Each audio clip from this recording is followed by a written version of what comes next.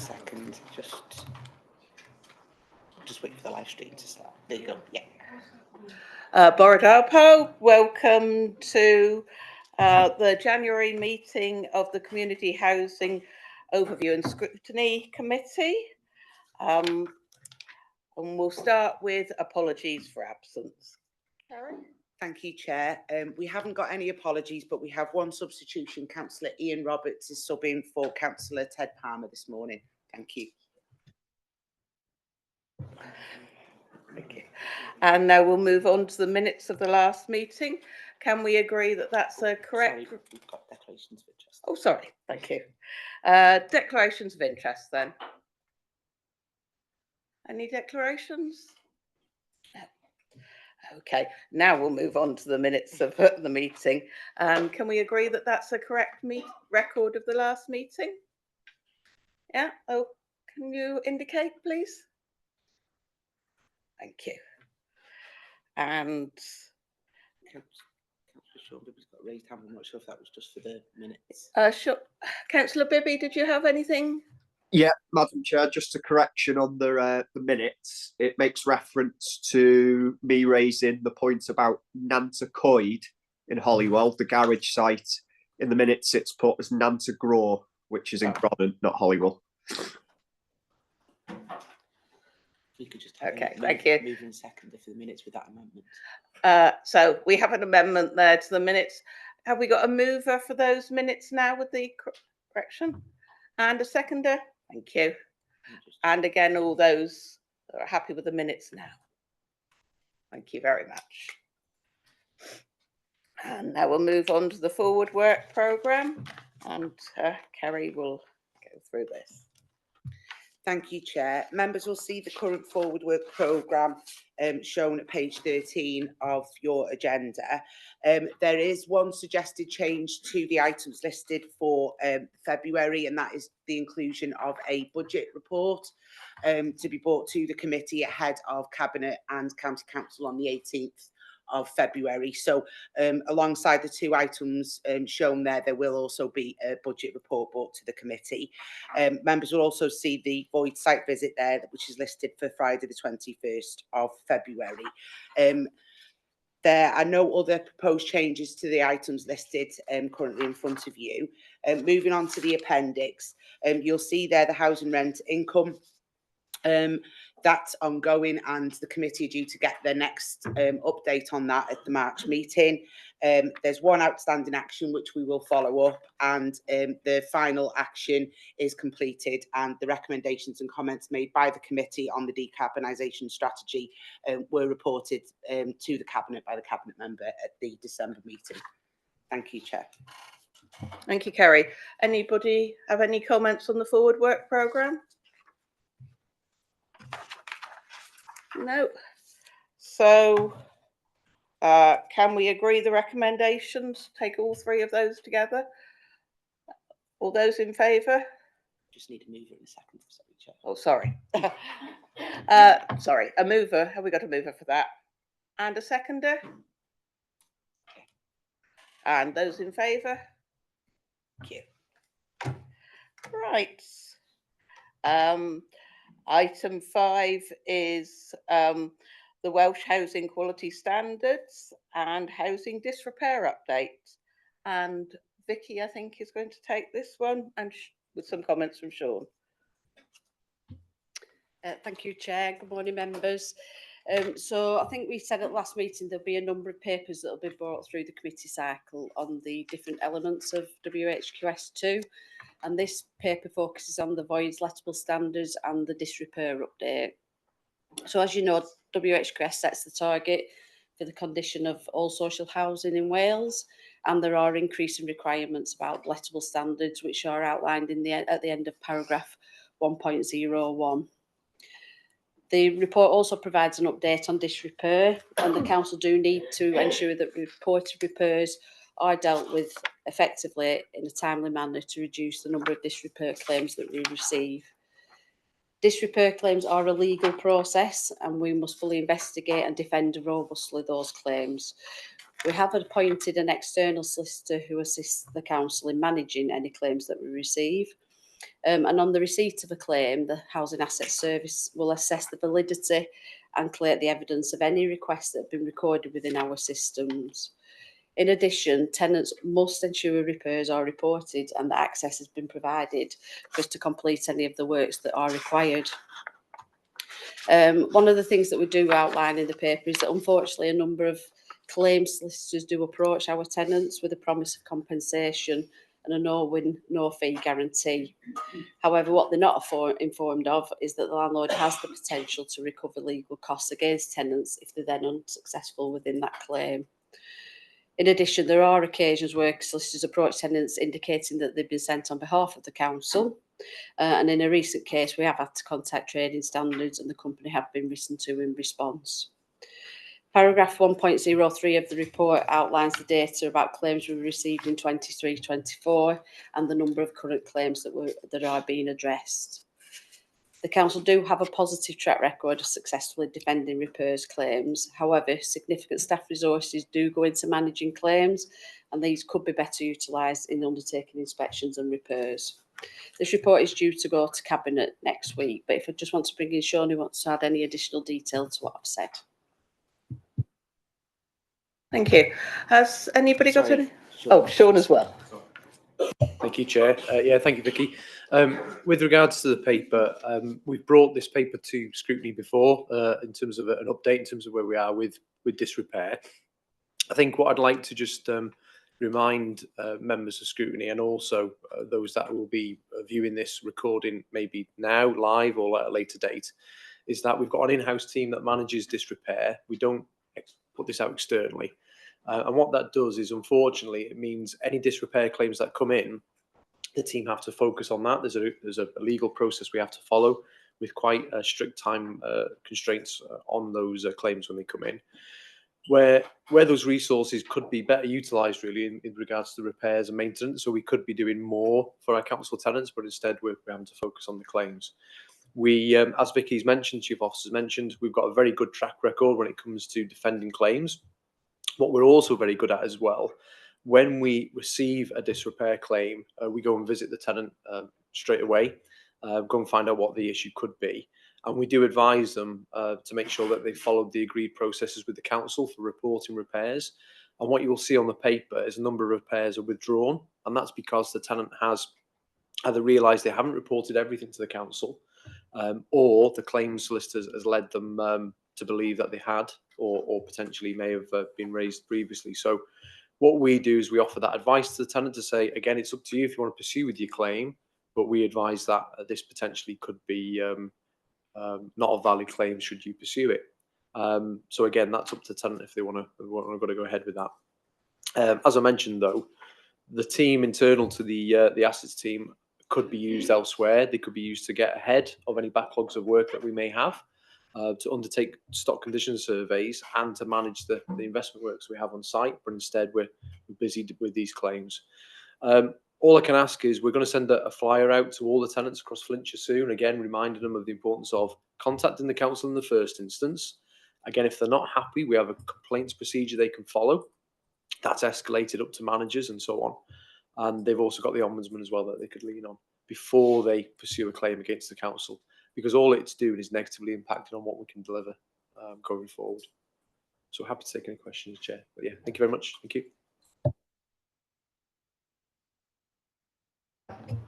you. Thank you, Sean. Can I ask this disrepair? Does that include works that we've gone out to repair and then we've caused damage to their property?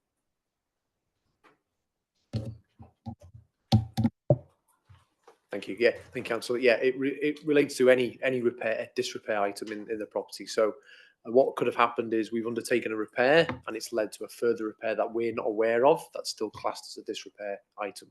So that tenant should report it to us immediately to advise us that something hasn't quite worked or gone the way we thought. So yeah, any repair item, whatever it may be, whether it be concerned with the asset, needs to be reported to us as quickly as possible.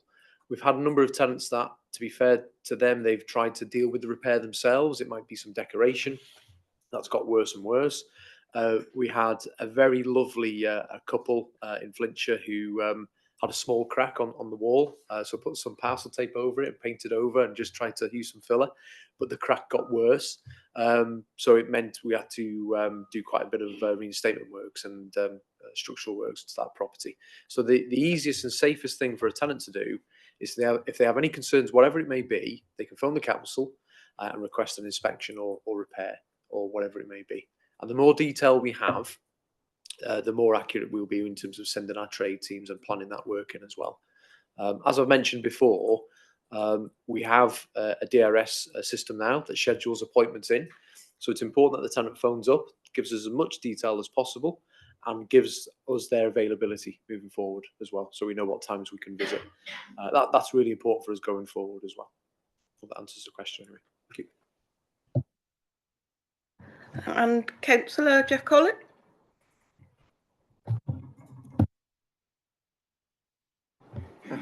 Very helpful. Thank you very much. Just a couple of points, really. One,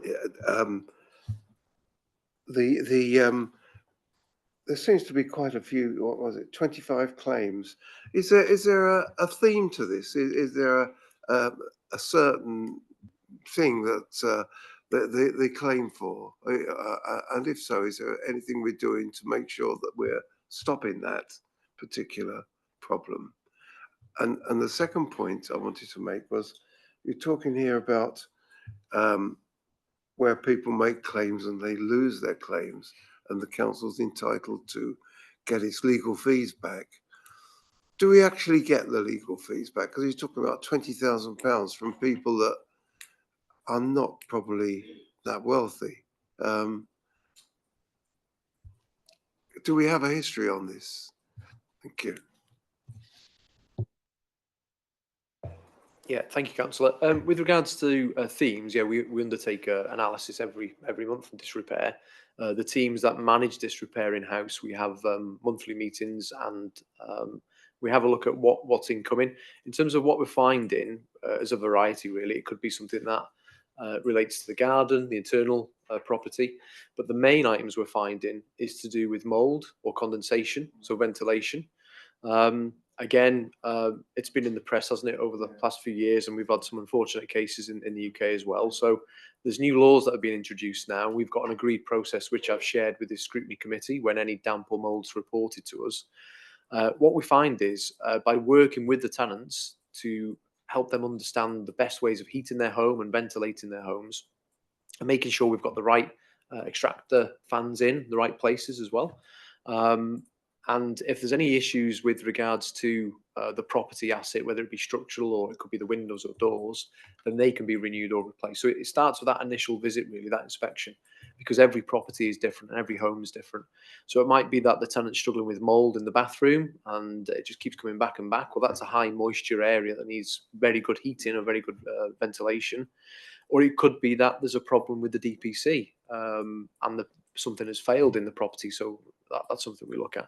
So by far the highest is relating to mold or condensation. Secondly, it's relating to doors and windows.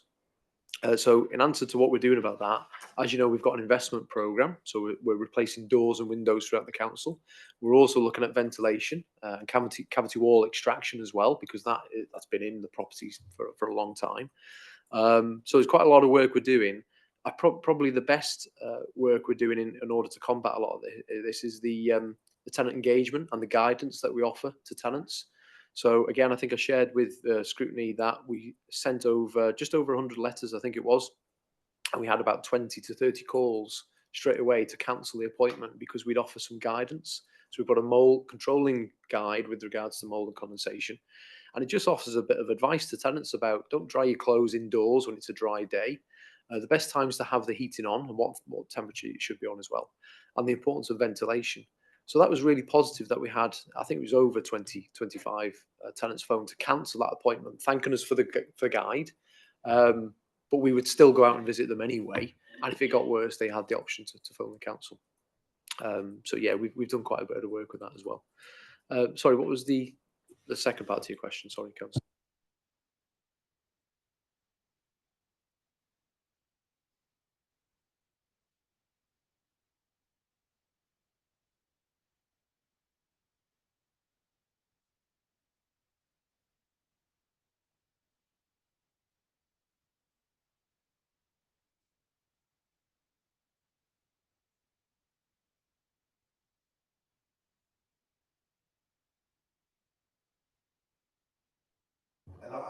and the question was, do we actually recover costs? What is their history on that? Okay. Or is it a pointless exercise? Yeah, thank you, Councillor. So sorry, yeah, in regards to the second question with regards to do we recover costs, at this present moment we don't, but we are looking into it. We have a number of policies that are going to, I shared with Scrutiny before, find their way into this Scrutiny, this meeting. We've got the repairs policy, rechargeable repairs policy. We've got the voids lettable standard as well. We've got the WHQS compliance policy and improvements to homes policy as well. Because what we find, a number of tenants are undertaking improvements but not telling us what they've done.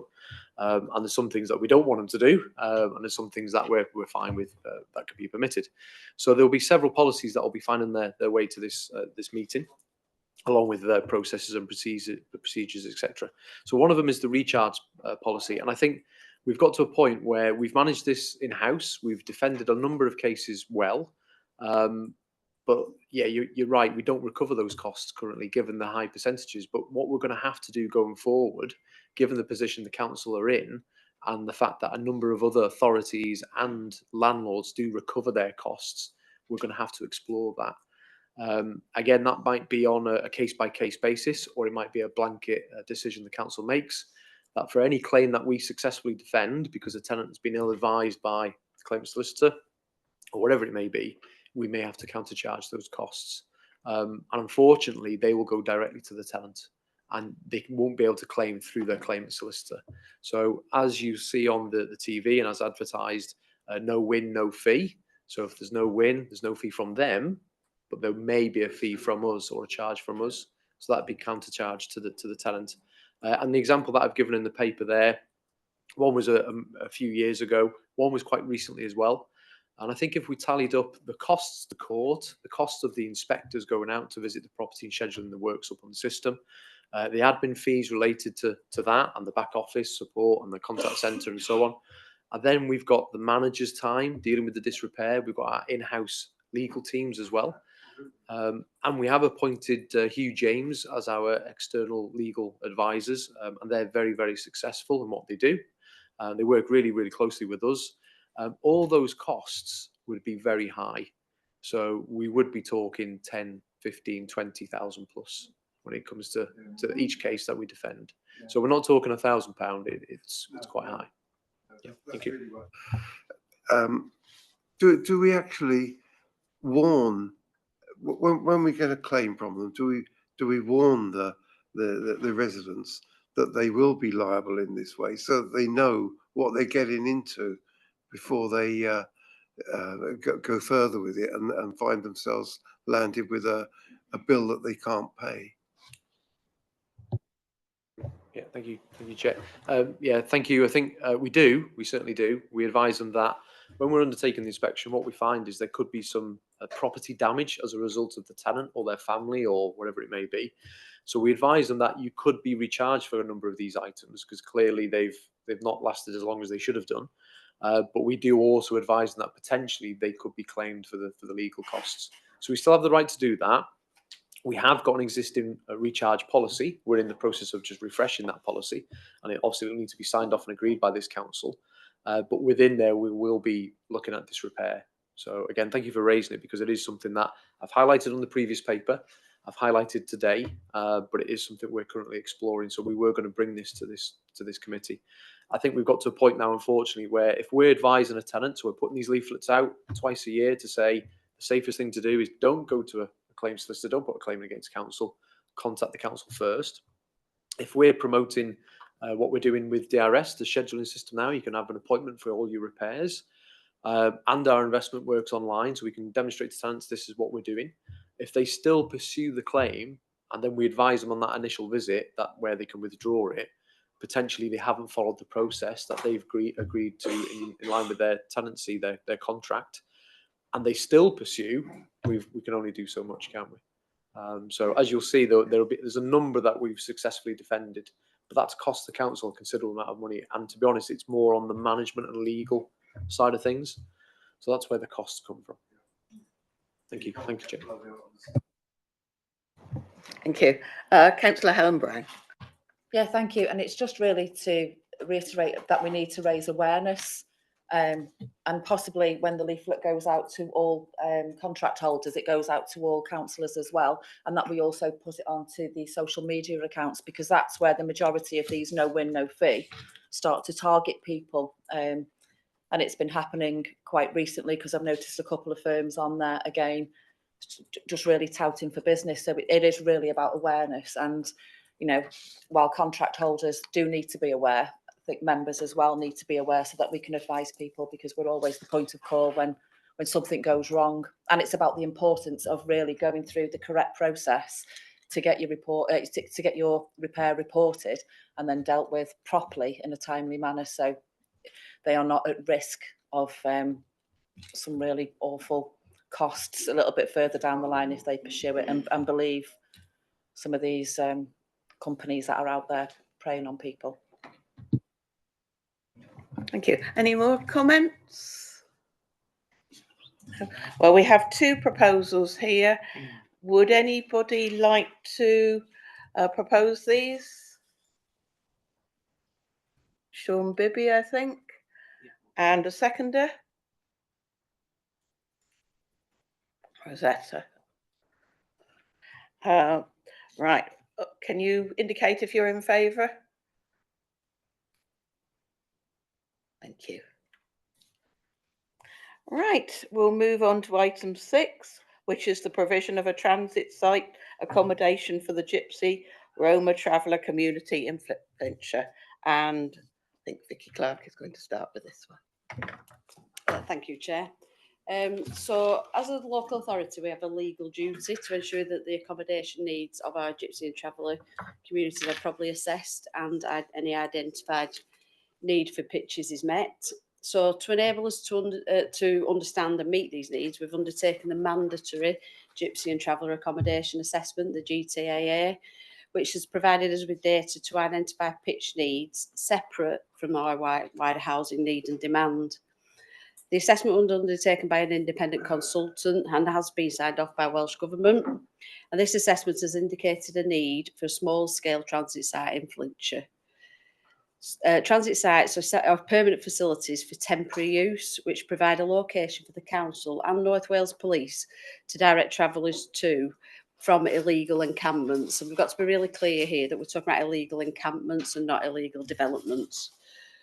So this can be achieved without reference to the court and prevents a family from returning to the county within a 3-month period. The maximum length of stay at a transit site is 3 months. However, the council do have the right to serve a 4-week notice if we intend to end the occupation early. So the council are currently incurring costs and significant staff time actually in dealing with addressing unauthorised encampments. And where a GTAA identifies an unmet need, planning authorities should allow sufficient sites within development plans so that the identified needs can be met. So locations should be sustainable, i.e. they should be within or adjacent to local settlement boundaries with access to local service provision. So during the development of the local development plan, a call was put out for candidate sites. However, no sites were nominated by the traveller community themselves. So as such, a number of council-owned sites were independently appraised and assessed for suitability, but several of those sites were deemed unsuitable due to the location, the availability of local service provision, flood risk or poor access. In terms of transit provision, a site at Castle Park Industrial Estate on the edge of Flint was identified as potentially suitable. This site was found to be sound and appropriate for inclusion within the adopted LDP. Welsh Government are committed to delivering new Gypsy and Traveller sites and have made available a capital grant. So that's for the funding of new sites, and would cover all the eligible costs for our transit site provision. The government is committed to ensuring equality of access to culturally appropriate accommodation for gypsies and travellers, and the delivery of a transit site accommodation will also have the beneficial impact of reducing the number of legal challenges and costs that we're currently incurring in dealing with unauthorised encampments. So this report is going to Cabinet next week, and there are 2 recommendations that we're asking Cabinet to consider.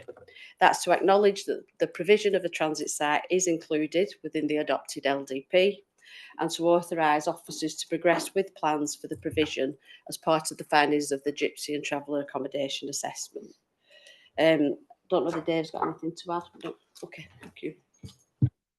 Thank you. Any comments on Councillor Dove? Thank you. Can I ask, how many sites do we already have? And how many are they saying that we need? If I can answer that question, Chair. So we don't actually have any transit site provision at all. The local authority maintain and manage one traveller site for permanent residents, but we don't have transit site provision at all in the county. Thank you. Councillor Jeff Collett? Yeah, sorry to yeah.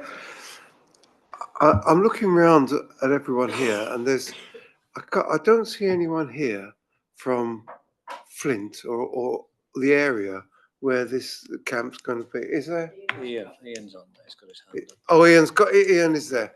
Oh, that was the only comment I made. Whether the local members, whether they'd said anything, and whether we were going to give them an opportunity to say something at this meeting before we voted on something in their ward.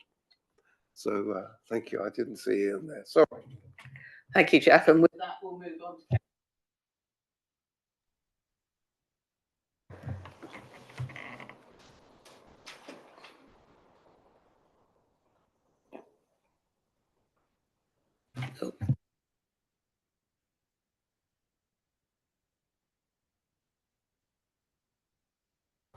Councillor Ian Roberts, would you like to? Yes, and comment? first of all, can I thank Councillor Collett very much for his comments. Are there any local members here, and were they invited to comment on this? Would that would have happened when the site assessment happened in 2019? But I will get to that in a moment, where the local members were not consulted at all. Can I just say, as a member for a ward which frequently has illegal encampments, I fully appreciate and realise the reason why this needs to happen within the county. However, I would suggest to committee that the situation has changed radically since 2019. As any member who drives along the A548 would realise very quickly by the number of sites, encampments, which are along there. In fact, I do remind members that this actually caused the resignation of a councillor from Baggilt, what was going on in his particular ward at the time. It has been mentioned that we have a statutory duty. Yes, we do have a statutory duty, but I've got a number of things that I wish to enlighten members about. The first one is this did go to informal cabinet when I was leader of the council, when Councillor Sean Bibby was cabinet member. I remember well the conversation or the debate and the report that happened in informal cabinet. And Councillor Sean Bibby's words were, there was no appetite for this development to take place. There was no appetite for this development to take place. At that point, the Chief Housing Officer said, well, if there's no appetite for it to take place, I don't really see the point in going through the report and delivering the report. A vote was taken on it at the time. And I do remember quite clearly how members voted, including the current leader of the council. And suffice it to say, it didn't go forward to formal cabinet for decision making. And I wonder why this particular matter has raised its head now. Yes, it is a legal duty of the council, but there is a far more worrying concern here for members. Councillor Sean Bibby, the then cabinet member, and myself, the then leader, were invited to a meeting, I think it was with Jane Hutt, about a regional traveller site which was Welsh Government believed should be located in Flintshire. Now, I have to say, Councillor Sean Bibby and myself gave it pretty short shrift. We said there was no appetite for a regional transit site provision. And we did ask what the other local authorities in North Wales were doing about transit sites. Now, I'm sorry, but I suppose one of the luxuries of scrutiny is that there is no time limit. I don't propose to go on for hours, but I am going to go back to 2019 when this decision was actually made. Of course, the decision came at a very late stage in the local development plan process. There was another site agreed for it, but unfortunately at the end of the programme, a test was done, a spore count, I believe, which showed that the spores in the area were too high for safe provision of such a facility. Now, this site was then replaced at the last minute, and I mean we're talking 1 minute to midnight before the LDP was finally submitted, and it was replaced and Castle Park was substituted for it. And as a bit of a warning for members, it was substituted by the Planning Strategy Group. There was no consultation with local members, which is why I have thanked Councillor Collett very much. There was no consultation with Flint Town Council over this late substitution.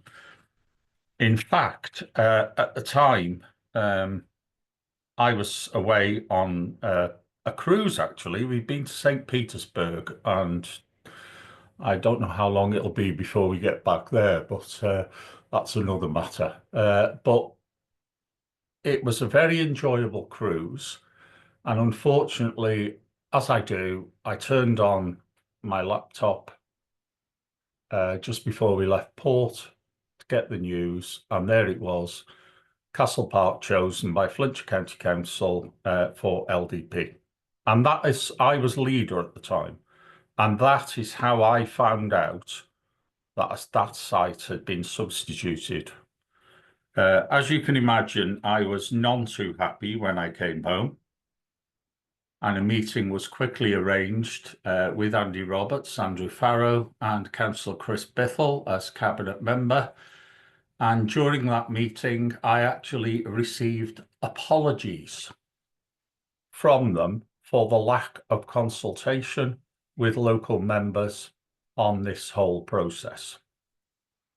Unfortunately, by then, it was in the LDP as a site. It was too late to substitute it. So, in fact, in the same meeting, I was challenged as leader. Well, what are you going to do? Are you going to play the local member, or are you going to play the leader? I played the leader. I made it quite clear in my speech in County Council that I was not happy with everything in the LDP, and I don't believe that anyone could be happy with every single aspect in the LDP. If we were rating 100% for every member, we were doing well. So it went to inquiry. I went to the inquiry and tried to speak to the planning inspector, but of course they're quasi-judicial really, and the officers knew how to deal with this matter. And then it's proceeded since then. But I believe that the situation has changed so radically since then. I believe the assessment of Castle Park is no longer valid because of some of the businesses that have established themselves in the proximity of this site, where there are grave concerns over microplastics in the area. In fact, the Countryside Ranger is very exercised over the microplastics issue. The highways issue in this particular area, Castle Park Industrial Estate, I believe Councillor Paul Cunningham actually emailed Councillor Glyn Banks as cabinet member about the situation, and Councillor Banks has been down there and looked at it, and his comments were not particularly positive about Castle Park. In fact, there seems to be an attitude on the council that Castle Park is the back end of beyond, and anything that wants to go on there can go on there. And I think that's endorsed by this particular proposal. This, of course, I'm glad to hear it is going to Cabinet, because there's never been a decision on this. I can tell members that the two local members and myself, once if it's been to Cabinet and goes through Cabinet, it will be called in. So to give notice that it will be called in. Of course, it also needs to go through full planning permission as well, because it hasn't had planning permission. Now, just because a site is mentioned in the LDP does not give it planning permission. Otherwise, we'd own the land, we'd grant the planning permission and we'd let it happen. I'm not particularly pleased, as you can gather, about this process. It will go to Flint Town Council. The local members will oppose it in planning. Councillor Paul Cunningham is a member of the planning committee, so reserves his right for that. But councillors Vicky Perfect, Michelle Perfect, and myself as the adjacent ward member, through whom the site can only be accessed through Castle Ward. Now, going to the report itself, the report seems to say that Evans Street is a suitable route to access this site. Of course, for those of you who know Flint, Evans Street suffers from a very low railway bridge. And I'm unsure whether some of the caravans would actually be able to access under the railway bridge. The council have very kindly put traffic calming in Evans Street by way of a road that is so patched it looks like a patchwork quilt. I suppose that's designed there to try and lower that. The council have also tried to mitigate it by not doing the cyclical and routine maintenance on the Henry Taylor Street side of the Swan Bridge this year, which presumably will remove the view of the Swan Bridge from residents of Henry Taylor Street. So I would urge members this morning to vote against this. It's a very badly conceived site. The situation has changed dramatically now by the number of permanent sites that there are along the A548 and along the A548 stretch. And if you look at the background reports, it's interesting to note, isn't it, for members in the north of the county, that virtually every site they looked at, with the exception of Buckley, is on the River Dee estuary. And, you know, when I was leader, I had considerable concerns about the north of the county constantly being used. So presumably there are never illegal encampments in Hope or Mould. No, never illegal encampments there, but we're told the A548 corridor is the place to be. Now, and I am summing up now, you'll be pleased to hear, Chair. Recently, an application came in for a traveller site at, I think it was Leadbrook in Flint, just on the border of Flint and Connors Quay, and it was actually recommended for refusal by the planning department on grounds of the fact that there had been, or that a number of other sites had been built along the A548, and that planning believed there was adequate provision now. Now, I have got a couple of questions I need to ask. This proposed site, I take it, will be, if it goes through the processes, and if it gets permission, will be for 6 pitches only.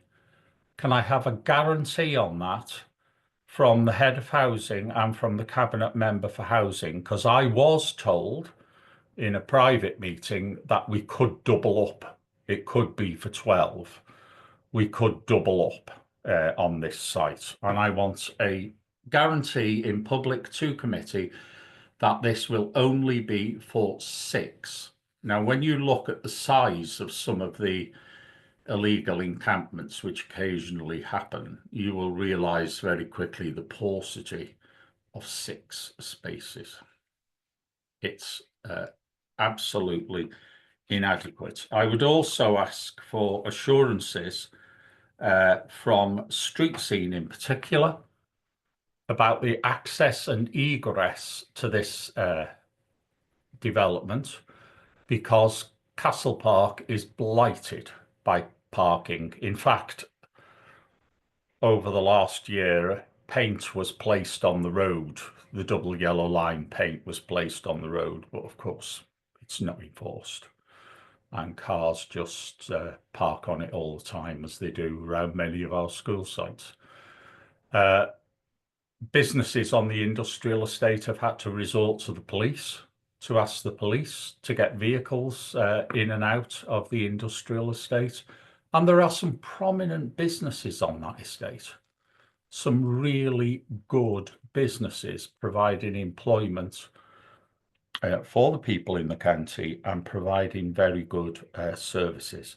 So thank you, Councillor Collett, to sum up now, for asking, was there a Flint member here? Yes, there is a Flint member here. We had a meeting yesterday of the Flint members, and we have agreed that I would speak for the 5 Flint members, and that includes Councillor Buckley.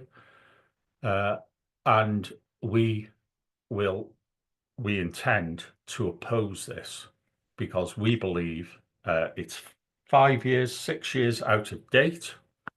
The decision-making processes by which the site was decided were dysfunctional, to say the least.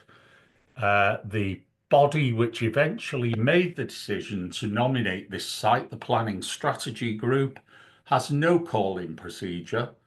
As Cabinet or anywhere else was no democracy at all, and none of the members in Flint or Flint Town Council were involved in any way in this decision, as witnessed by an apology from the 2 officers and the Cabinet member for planning. So I would urge members to vote against this proposal.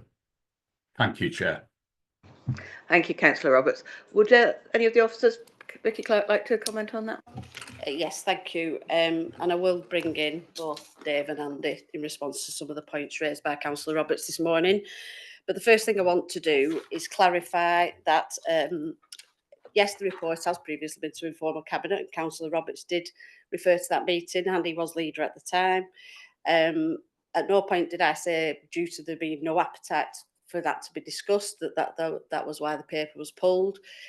Prior to the meeting, I was asked by the then Cabinet member, Councillor Sean Bibby, to find out what other areas across North Wales were doing in relation to gypsy and traveller accommodation assessments and where they were at in terms of transit site planning.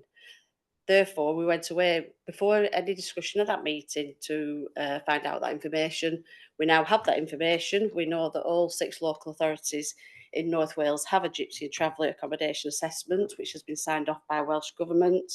And there are 2 areas that have identified a transit site need.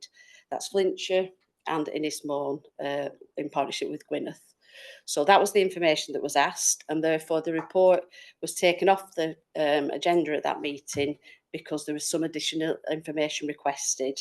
That's why the report's come back through this time, and that's the reason why it hasn't been to Cabinet previously. In terms of the questions, yes, we are talking about a maximum of 6 pitches, and any access and egress implications will obviously be part of the planning process and will be discussed as part of any planning application. The planning application will also allow us to undertake that full consultation not only with ward members and Flint Town Council, but with residents across Flintshire. Just bring in Dave to respond to some of the other points, and then we'll bring in Andy. Thank you. Thanks, Chair. The other question raised by Councillor Roberts was around the proliferation of other sites in the local area. Obviously, that has no consequence around provision of transit site provision, because those sites themselves are either owned by the GRT community themselves, and obviously Welsh Government best practice says that we shouldn't put transit site provision alongside existing traveller site provision, so that they are two different provisions and have to be separated. So that's the reason why the consideration for other sites is not appropriate. Thank you. Thank you, Chair. Quite a few points made by Councillor Roberts, and I don't want to kind of go over them because it almost read like a rerun of the LDP examination process, which was a due process in its own right. And as Councillor Roberts himself has said, he was heard in front of an independent planning inspector at that time. This, from my perspective, is not a decision on the principle of this developing this site, because this site, for transit purposes, for 6 pitches in this location, has already been established. It is therefore your policy. It is council policy. It's in an adopted development plan. I do object to the point about there being no consultation, because it's inconceivable that a site or any allocation can arrive in an adopted development plan without there being due process demonstrated in terms of the opportunities to make comments on any site, policy or proposal in a plan. And that opportunity, regardless of internal processes, and I'll come back to that point in a minute, because a lot of what Councillor Roberts was talking about was the internal process by which alternative sites are evaluated to propose this one to go into the plan. And I do have to comment that wasn't a sole decision of the planning strategy group, because they're not a decision-making body. They can't make a decision. They can simply make a recommendation, which they do directly to Cabinet. The decision on this site was part of a decision on all proposed sites in the deposit LDP that then went through the chain. It went to Cabinet, it went to full council in order for the plan to be put out for consultation. And that's a very important point, because when that plan was consulted on, this site was in it. All members of the council were part of the consultation process, as were all members of the public. It is inconceivable, therefore, and it is not correct to say that there was no consultation at the genesis of this site appearing in the deposit LDP. The town council even hired their own planning consultant to make planning relevant comments in objection to the site, and those were heard by the council at the time, and those comments were followed through at the examination of the LDP and were also looked at by the inspector. Many of the constraints, and we're not running a planning committee at the moment, but many of the constraints such as access, potential contamination and other issues were actually dealt with by the inspector at the time, and she heard from Councillor Roberts and from the written evidence from the consultant on all of those points. And if you'll allow me, Chair, because it's very relevant, just to read a concluding section from the inspector's report. Now, this is very important because she made specific reference to this site because of the issues, the background, the way the site may have got into the deposit plan, but then the process that it went through to be scrutinised and found to be suitable. And if I may, paragraph 893 of her report starts, regardless of the council's internal arrangements, the allocation was included within the deposit plan and subject to the statutory consultation that followed, my point just now. As such, we, because there were 2 inspectors, do not have any procedural concerns relating to the inclusion of the site within the LDP. There is little to suggest that the allocation could not be developed or would preclude the implementation of any of the actions in this non-statutory document, and that was a reference to a regeneration plan at the time. Matters relating to possible contamination, remediation, access or other matters such as noise attenuation, which may be required, could be addressed as part of the eventual planning permission.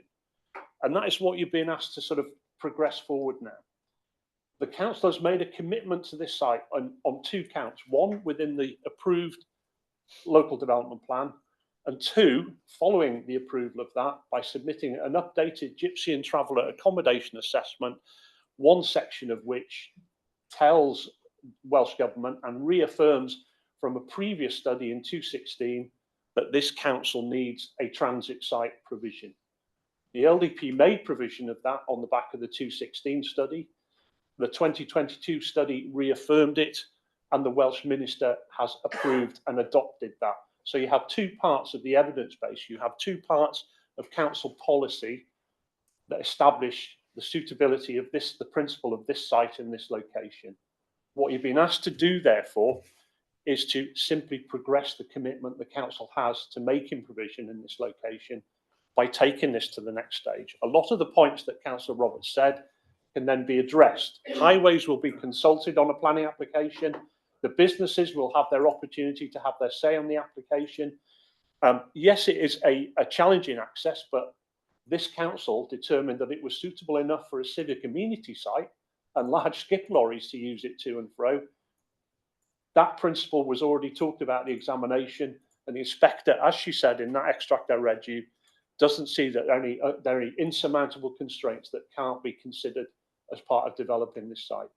I won't say any more because this is not me arguing against Councillor Roberts. These are simply my own opinion and the factual stage that we are at with this site in terms of what it represents as council policy and what you're being asked to consider here today from my perspective, Chair. Thank you. Thank you. Councillor Helen Brown. Yeah, thank you. So I've inherited this, but I would just like to bring it back slightly because there's been a lot of discussion about the if buts and maybes, if the LDP and this, that and the other. But what is of a concern is that when we get illegal encampments across the county, not just in certain places, across the county, that when the police arrive, have they got anywhere to send them? No, they haven't. So therefore, there's a lot of annoyance within the local communities. There's a lot of clean-up costs. So to have a transit site within the county, this would then enable the police to act a lot sooner. This funding, the funding is available at the moment, so it wouldn't be something that the council would be paying for.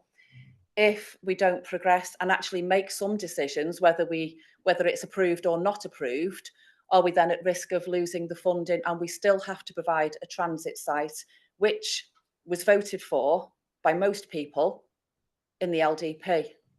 So it's just to bring it back. This is about a transit site, and I don't really want to muddy the waters because we know that there's other issues with illegal developments within the county which are different to illegal encampments, and it's the illegal encampments that we are trying to combat to save on costs.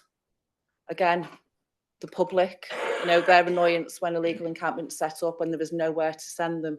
So it's just to bring it back to that, and it will go to cabinet with all of the comments as usual, like I usually do from this committee, and then go through the process into planning.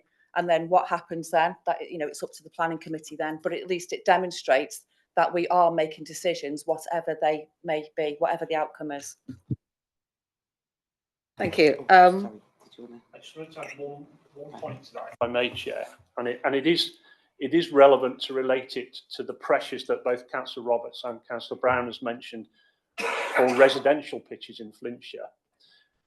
We are looking in planning terms at the unauthorised sites that have been set up for residential pitches, and looking at our policy framework to see how hard a line we can take with that. And I'll put it in no stronger terms than that at the moment.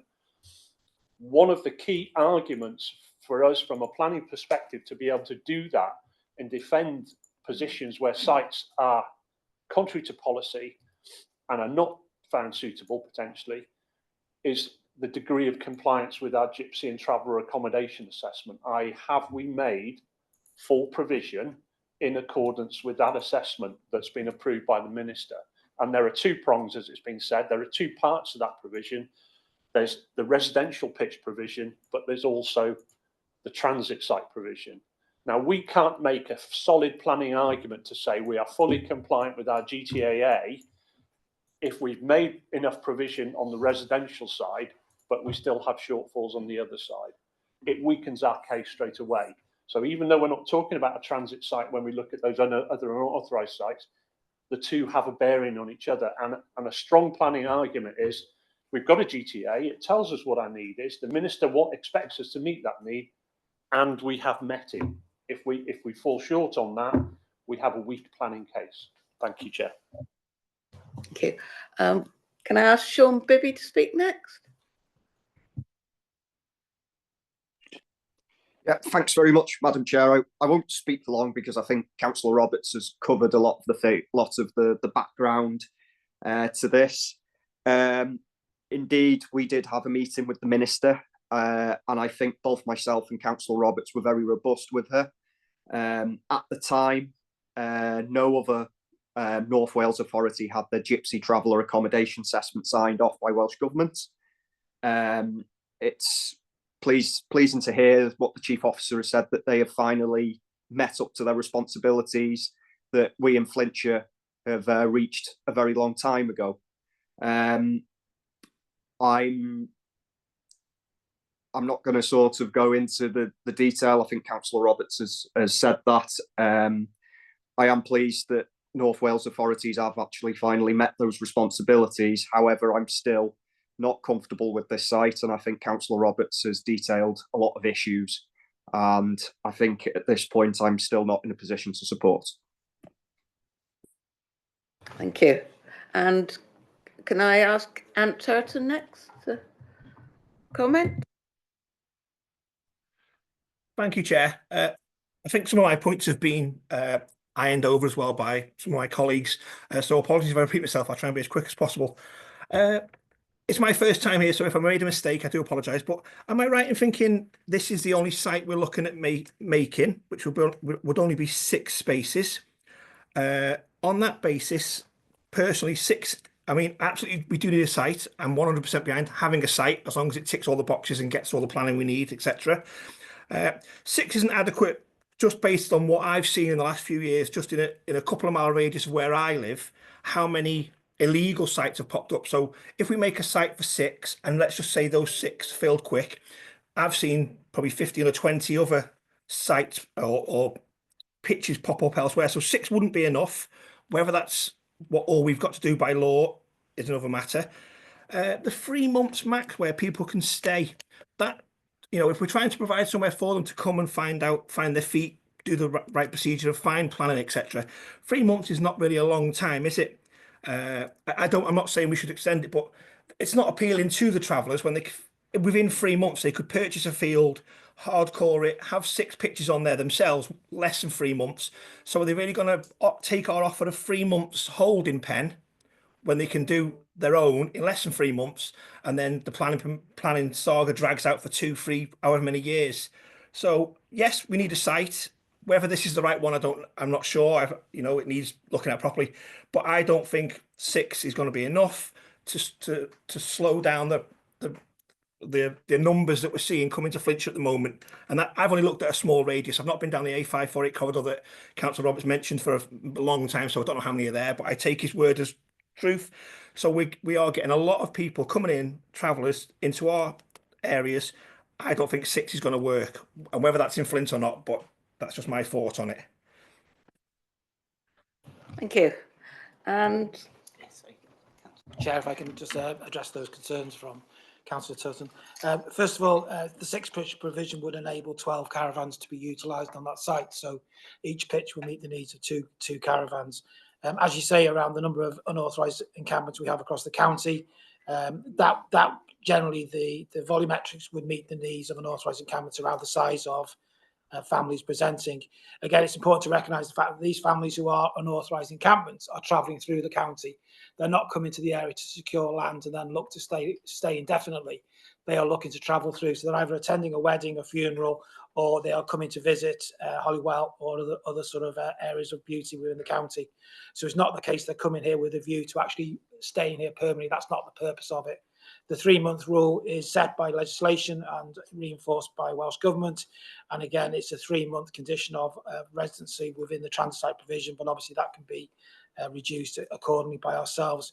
So it's just understand the difference between travellers who are visiting the area with a view to securing land. That's not what we're talking about. We're talking about people unauthorised encampments who are travelling through for a purpose. And just to add to that, hopefully, Councillor Turton, there is a distinction, as I said, within the Gypsy and Traveller assessment in terms of the needs which we have to provide. So from a transit perspective, those travellers who are only here for a short period of time, maybe because of a family wedding, perhaps they're visiting St Winifred as well, because that's a very important religious place for many families who come this way. And bearing in mind all of those are on that A548 corridor, so that indicates where they want to stop on a temporary basis. That's what the transit site's for. The traveller assessment for residential pitches shows a need for 27, which is more in line with the sort of nature of the number you were talking about.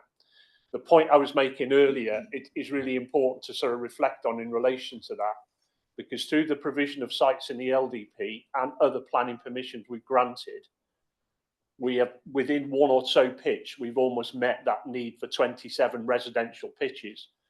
That's why I was trying to say it puts us in a strong position when, for example, we're looking at unauthorised sites, such as the one in your location, to be able to use our compliance with the GTAA, the degree of residential provision, to say we don't need any more sites in this county, and or there are other policy reasons, such as green belt in your case, for example.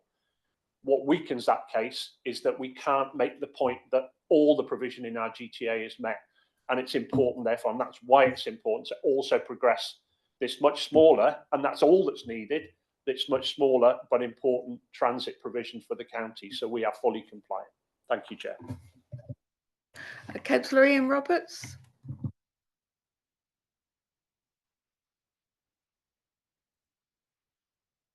Councillor Ian Roberts, would you like to speak?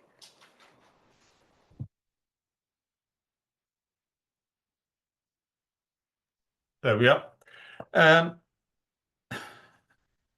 Andy Roberts said the way the site may have got into the deposit plan.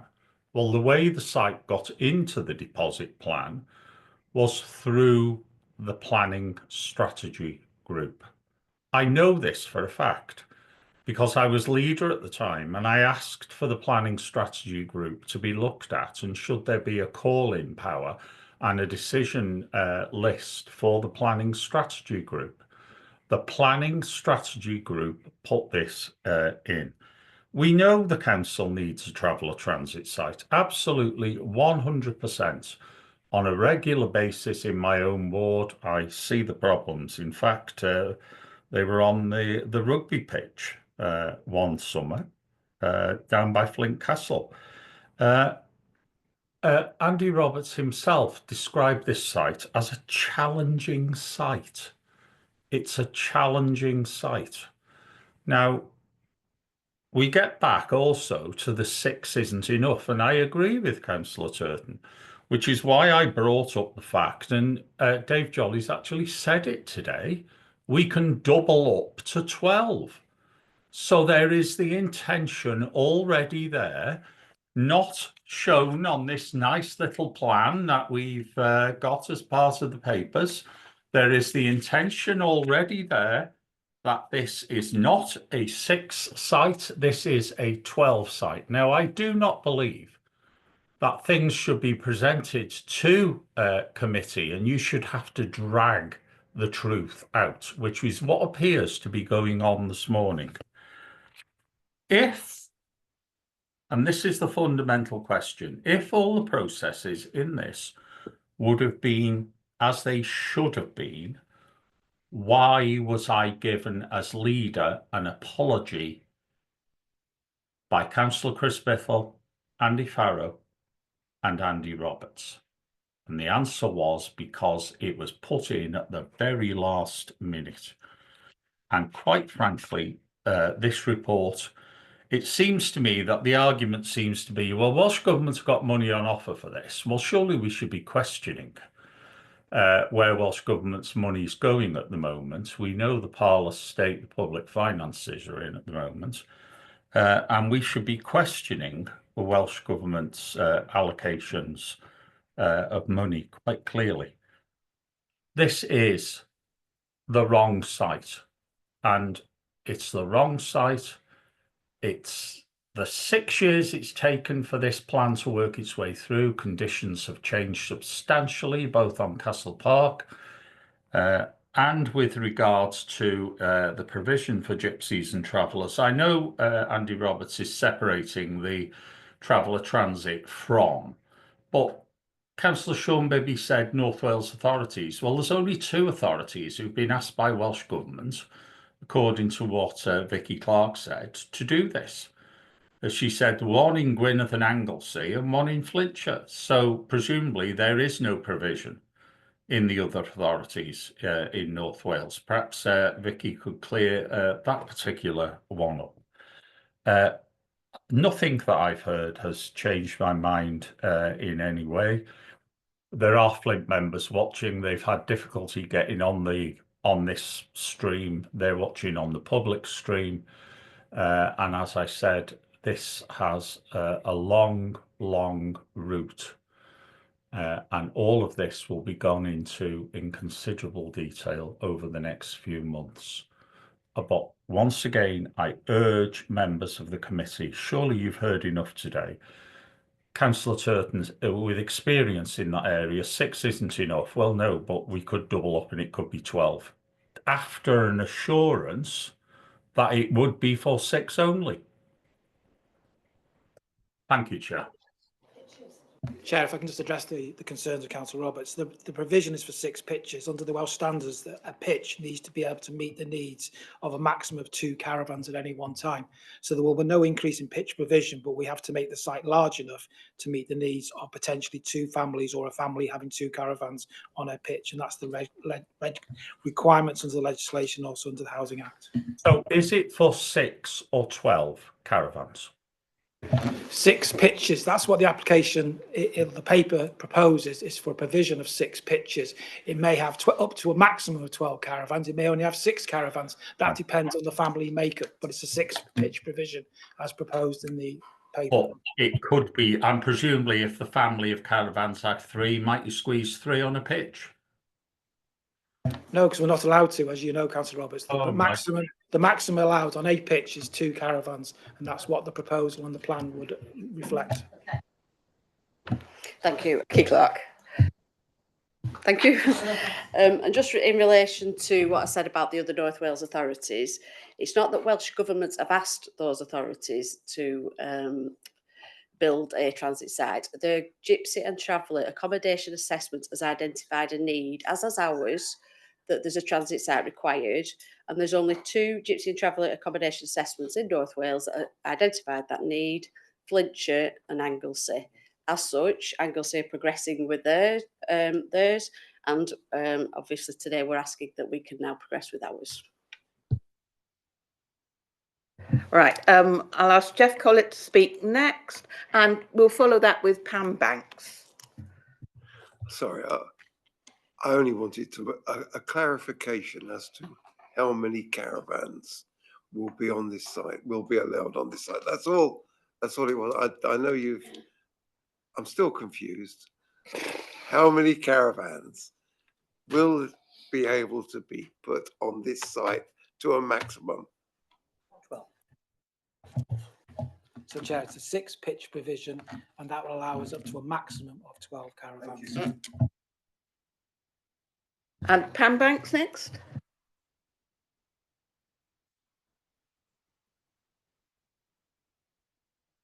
You're just on mute, Councillor Banks. Thank you, Madam Chair. As Councillor Ian Roberts will know, that we have a lot of traveller sites on our area without planning permission on them. I know where Ian's coming from, that you've said they're having 6 pitches for them to go on, but as we well know, they have to bring another caravan with them to put their children in if they have them. So you will most probably end up with 12. My issue is, who is going to be paying for all the rubbish that is left on them sites, because most of the time there is good travellers, but most of the time there's travellers that just leaves mounds and mounds of rubbish, and then the council have to go and clean it. So I'm just wondering what happens there. Thank you very much. Thanks, Councillor Banks. Obviously, if it's approved that we go down the route of providing a transit site provision, that transit site provision will be a managed site. So therefore, the families themselves will be charged a rent, which they would pay into the council, and that would then allow us to collect any rubbish. But obviously, that site would be managed, and therefore, any rubbish would obviously be appropriately disposed of on the site, and there would be a supervisor on site to support the families. The issues around the unauthorised encampments, again, is the reason why we're proposing transit site provision, because that would then negate the need for us to incur costs to clear up fields, etc., where they stay illegally when they're travelling through the county. So again, it would save the money for the council going forward. Thank you. Thank you. I've had quite a lot of discussion on this one. We have 2 recommendations here, and I'd like to know if anybody would like to propose those recommendations. Can we separate them? I certainly can. The first one then, to acknowledge the adopted local government plan includes the provision for a small-scale transit site in Flintshire. So, and Jeff Collett would second that one. Can we see those in favour of that proposal? Thank you. And sorry, any against? Oh, and anybody against? One person, I think. Yes, that recommendation is carried. Right, that's carried. And move on to the second recommendation, to support officers to progress the plans for the provision of a small-scale transit site as informed by the findings of the Gypsy and Traveller Accommodation Assessment. Would anybody like to propose that one? That's not been proposed, so that one falls.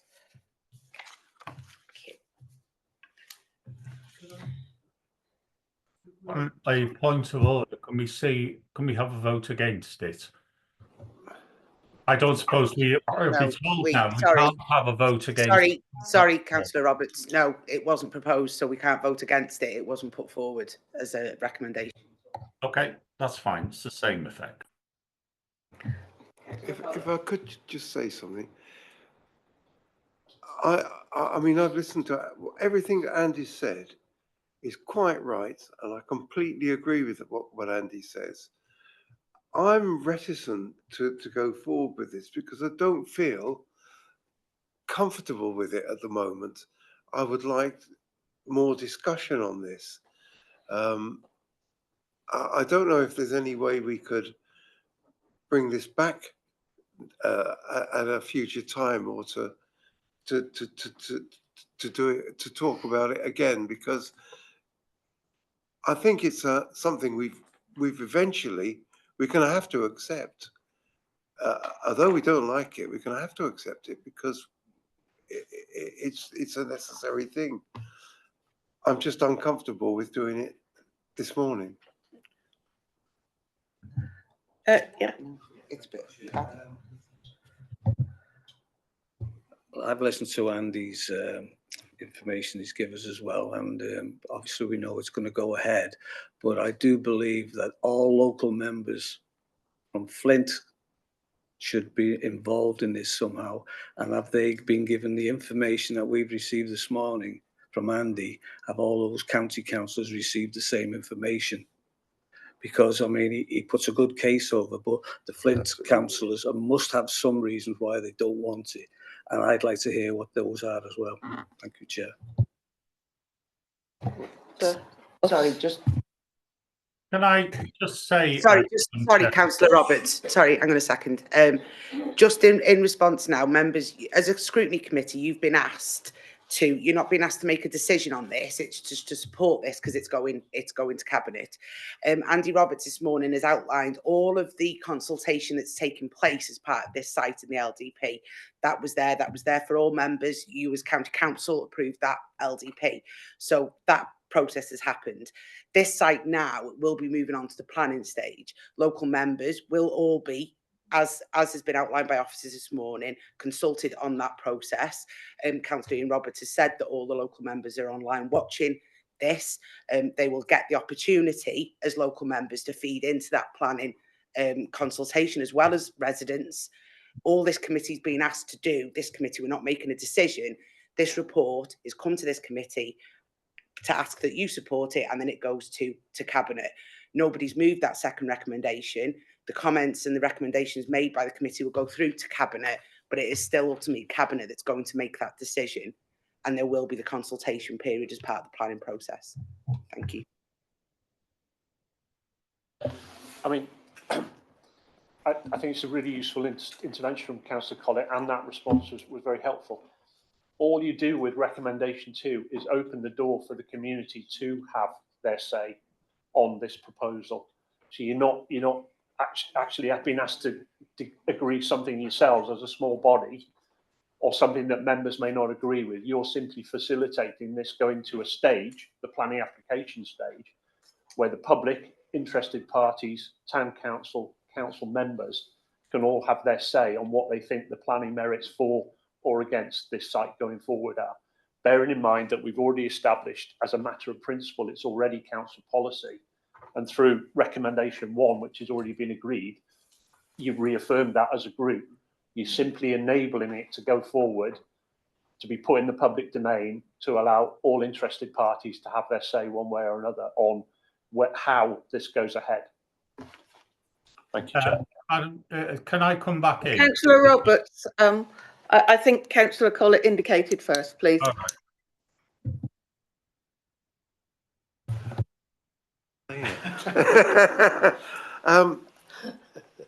By leaving it as we have now got it, it still means that this will go forward to the cabinet to decide. It just means that we have shown that we cannot make a decision on it. The recommendation from this committee now will just be that the committee acknowledge the adopted LDP includes provision for a small-scale transit site in Flintshire. This report is still going to cabinet next week. All it means is that the second recommendation is the support officers, it won't be taken forward. When the feedback from this committee is passed to the cabinet member, it will just have that one recommendation in it. Could you clarify that? Are you saying that the second recommendation will not be put forward to the cabinet, or the cabinet will be given the second recommendation? No, the cabinet will not have that second recommendation because it wasn't moved or supported, or so it won't feature anywhere. It will just be, but I'm sure in the feedback it will say that the committee did not support the second recommendation that was provided in the report. Thank you. Councillor Rosetta Dolphin, followed by Councillor Ian Roberts.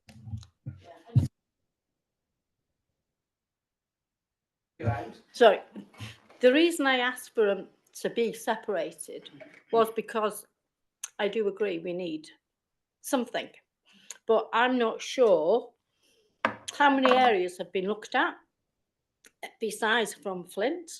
I remember when Councillor Mike Rees was here, he put forward his ward to have one.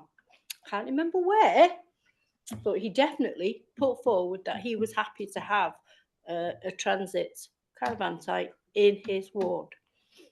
I can't remember where, whether it was the old Canton site or somewhere, I don't know. But that was why I'm not happy. And I think if we're not putting this forward to cabinet, that sort of says to them, we're not sure. And that's why. Thank you. Councillor Ian Roberts. Did I can clarify that if it helps. Okay. We'll have Andy Farrow just We'll have Andy Farrell just clarifying it first. Sorry. Sorry. Don't worry. I think if I try and answer that in detail, we're going back to an early stage in the LDP process. One of the background documents that was attached to your report actually contains a report that shows the alternative sites that were considered, and there were a number of them, not in the hundreds because we didn't need a large transit site, but there were probably 6, 8, 10 sites that were considered as potentially suitable, and we were very careful not to consider those as officers. We chose an independent consultant to do that because of the sensitivities around what recommendations that may be made. So we've gone through a due process of looking at alternatives before we arrived at the best alternative to recommend for inclusion in the deposit LDP. That was put to the planning strategy group. They agreed with that proposition. And as I said earlier, their recommendation to include it along with all the other proposals in the plan then went to Cabinet and full council. At the time, the deposit plan was the 2019 plan that Councillor Roberts was referring to. And it comes back to the point about I was making in response to Councillor Collett. It was simply to agree a plan to go out to allow the public to comment on it. So your recommendation too here is very similar in that what you've simply been asked to do is to take forward what is already established council policy, and that's not just the notion of a 6-pitch site somewhere in Flintshire for transit, but it's the 6-pitch site that is allocated in the Castle Ward in Flint, because that's what your plan tells you, and that's what's been agreed, is to take that forward to the stage of designing it, presenting it as a planning application, and allowing the public and all interested parties to consider those proposals and have their say on it. That is simply what housing colleagues are trying to get through this process to enable all interested parties to look at what's been proposed. It is simply the next stage in the process, having already agreed it as policy of the council. Thank you. Now, can I ask Ian Roberts to comment? Thank you very much, Madam Chair. I have to say, I think Andy Roberts has certainly had more interventions than I have this morning, and I dare say on the clock he might have spoken for as long as I have this morning. It comes as no surprise that he's wedded to the LDP since he was the officer who drove it through the council. And there's been 3 attempts now after no vote was to be taken and no one would move it. There's been 3 attempts to get it through. And I think at this point we need to move next business. This council has made a decision by not making it. This committee has made a decision by not making a decision. And it will be quite clear to Cabinet what this committee's view actually is. So can I move a procedural motion that we move to next business before there's another attempt to get members to move that second recommendation? Chair, in defence, they were answering questions from committee members. Yes, I think there was a lot of committee members that had questions that they wanted answered, and I think that probably was quite legitimate. And I think now we do need to move to next business because we've actually covered the recommendations in that report. So we'll move to the food poverty update, and I think Jen Griffiths was going to lead on that. Oh. Thank you, Chair. Good morning, members. So the next report for you to consider is the food poverty update. It just provides a bit of a look back over the last 12 months and a look forward in terms of what we're planning to do in our endeavour to meet and achieve our objectives within the council plan. I'm not intending to go through the detail of the report because it's all there in front of you. The one area I wanted to really focus the committee's attention really is that we have an earmarked reserve for food poverty. We don't have an annual budget for food poverty. And what happens if we have that earmarked reserve so that we can commit to programmes of work. And then during the year, the team work really hard to try and capitalise on lots of grants that come in so that we can offset the reserve, save the reserve to plan for another day and make full use of those grants. This time of year is a particular win for the team in terms of accessing money. As we all know, Welsh Government tend to have lots of pots of money left at the end of the year that need to be spent by the end of the year. So the way we operate the food poverty programme is we know what it is we're trying to achieve. We have all of the work in place, which is supported by the earmarked reserve so that we don't have to pull the plug on anything, or we don't have to go into an overspend situation, which we can then offset by grants. And I know the teams are working really hard. The beauty of it is we can offset it, so we can spend it within the Welsh Government timeframes, i.e. before the end of March. It's very difficult to pull a project off the peg in January and know you can deliver it by the end of March. We're already doing this. We just do it as an offset in terms of protecting that food poverty reserve. So that's the main thing I wanted to focus the committee's attention on today. Obviously we'll be asking Cabinet the same thing, knowing that finances are really tight for the council, but actually the earmarked reserve allows us to plan and progress with our programmes of work and offset where we can, so that we can roll that earmarked reserve forward. Thank you, Chair. Thank you very much. Councillor Gillian Brockley. Thank you, Chair. I just have a few points that I'd like to make. It might have already been covered previously, but just to clarify, with the holiday hunger, will meals still be available to those families who are eligible for free school meals during the school holidays? Because that is separate to the Fit, Fed and Read, as not all families can access the Fit, Fed and Read. I know that they can access it, but they can't actually get there for whatever reason. With these hampers, did we do anything this last Christmas? Were meals available to our most vulnerable residents over Christmas, or is this something that is going forward? The meals will be available. Did they all receive a meal? With the in 1.24, with the free sanitary products, are these also still available in schools, or are they available in schools? It says that the student can access that people can access the products from the well-fed mobile shop and the support hubs, but not everyone can actually get to them, students especially. So are there free sanitary products available in schools as well as this free fruit? And I've noticed as well that in Connors Quay Library, I haven't been to the other libraries, but in Connors Quay Library, the hot and cold drinks that were available previously with Aura, they've been removed from the library. Any refreshments there are free available refreshments. And speaking to the librarians there, they weren't too sure when it was going to be reinstated, if it was going to be reinstated. So can I just have some clarification that this will be reinstated in Connors Quay Library or other libraries that also had those refreshments available? Okay, thank you, Chair. I can answer the one on the sanitary products.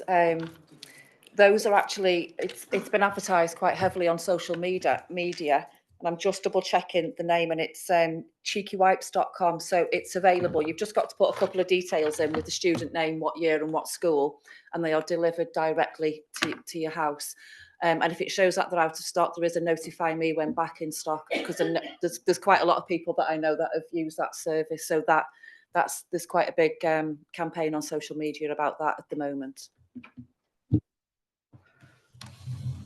Paul Johnson, would you like to clarify? Thank you there. Just on the Connors Quay Library and hot and cold drinks, etc. Yeah, I will take that up. I wasn't aware of that. I'll take it and find out what the situation is. It could be an issue on funding, but I don't know, so we'll go and take that up. Just a comment on the report as a whole. This is one of these things which is done by a very, very small and very, very dedicated team.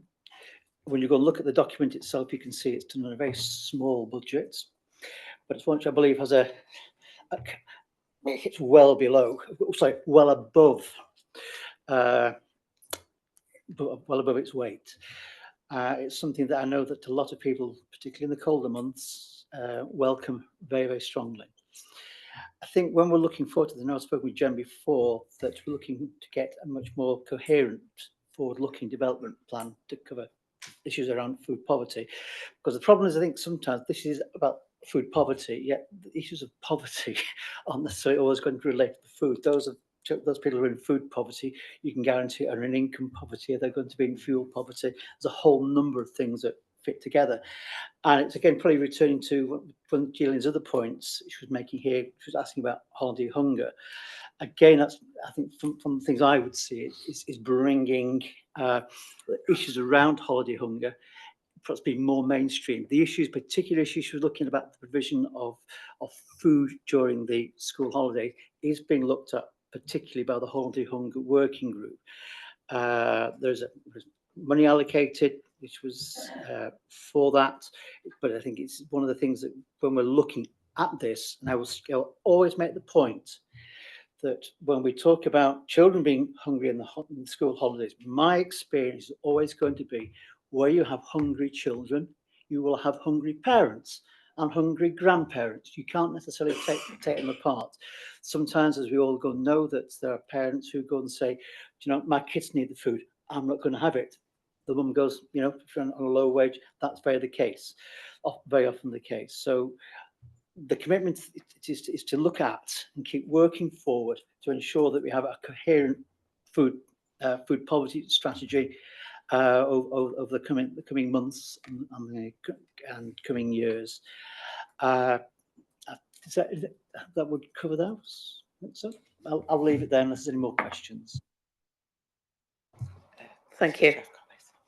Councillor Jeff Collett. Thank you very much. And thank you very much for the report.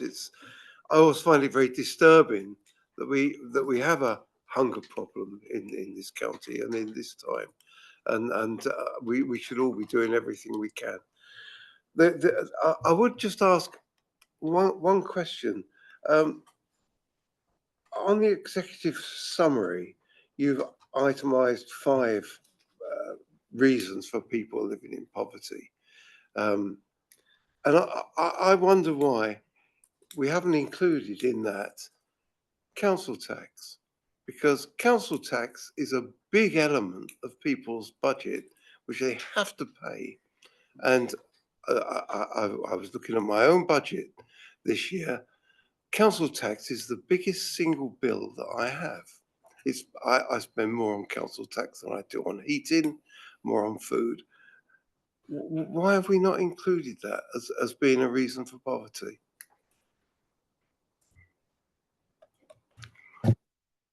Thank you, Chair. Yeah, great question. I think Councillor Johnson's already alluded to it. The poverty streams, the work streams, all interlink.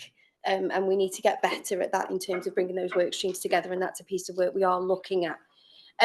Council tax poverty, I think, would probably fall into an income poverty because it's an outgoing.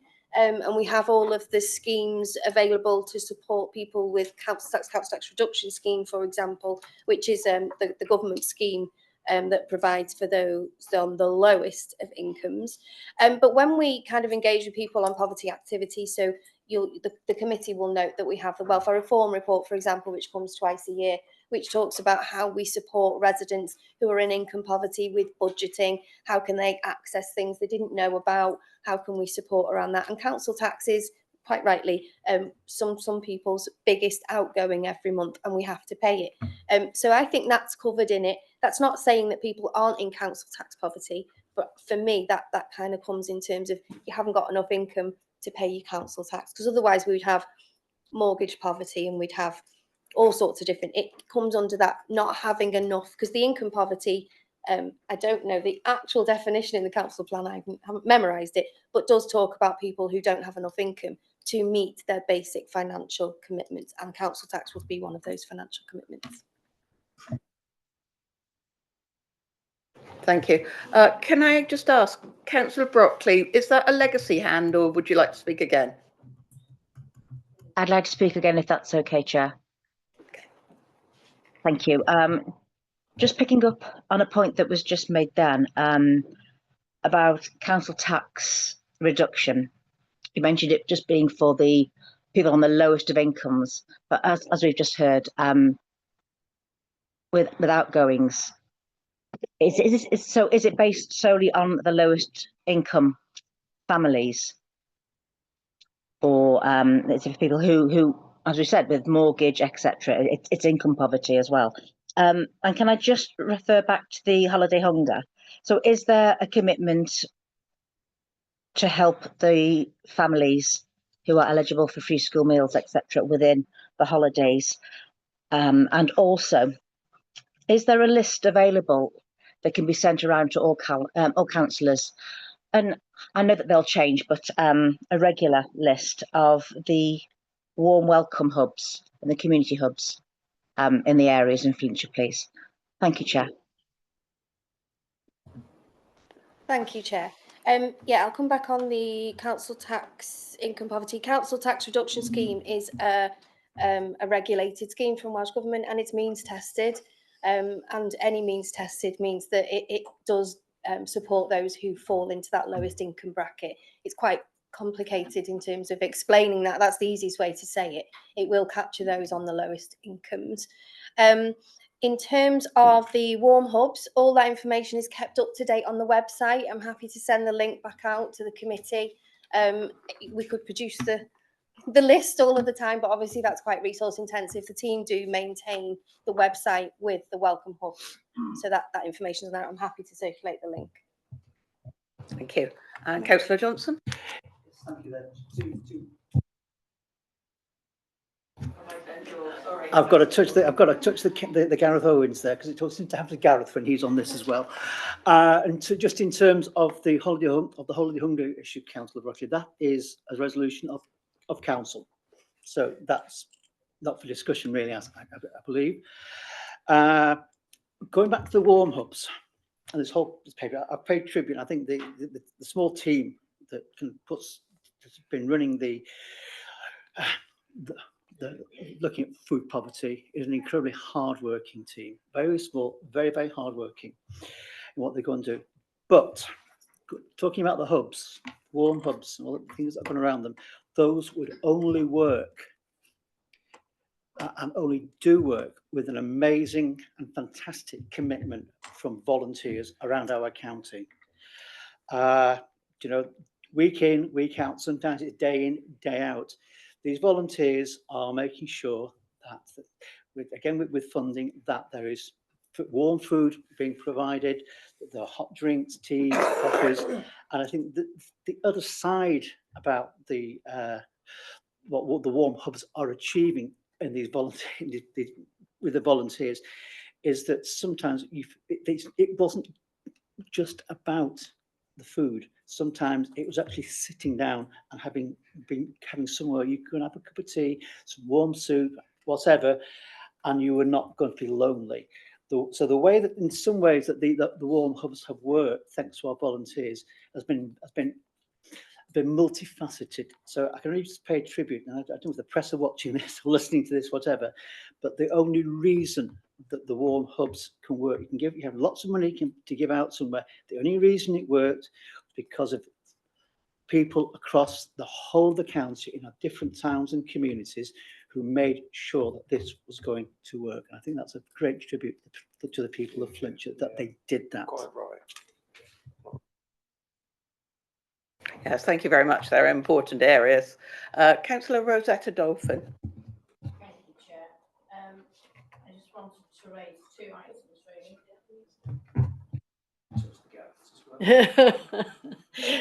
Over the Christmas period, normally in the years past, we've had an email, who is the most vulnerable in your area.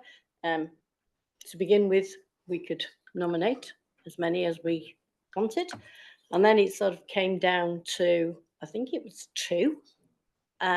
Not this year, not Christmas gone, Christmas before, because I took Chris's 2 as well. I'm in a more needy area. I would go to my head teacher and say, who is your most vulnerable? Because they're the ones that know.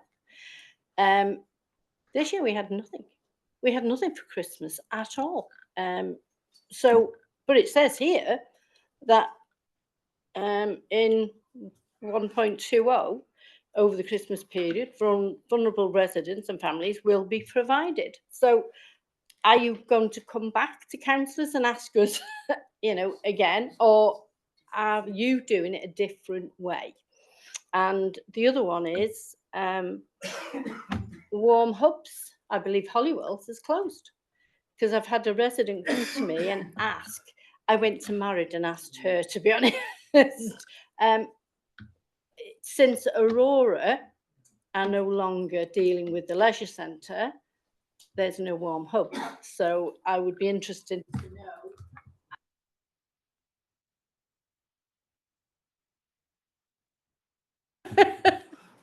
Yeah, so I'd be interested to know, is that because Aura has no longer got it and it's come over to us? I think with Hollywood, if you think about the one that says at the museum, I think it's a matter of capacity. No, it's the leisure centre. So that's going to be Holywell Leisure. That would be Holywell Leisure Centre, rather than Aura. Yes. Yeah. But why? No, it's not Aura anymore. It's Flintshire. Sorry, just to clarify, Councillor Dolphin, no, Holywell Leisure Centre is not, it doesn't come under. However, Councillor Dolphin, I promise I will take it up and find out. I'll at least give you an answer to why it is, and I think it would probably be worthwhile also, well, they're still working on how they get theirs going there.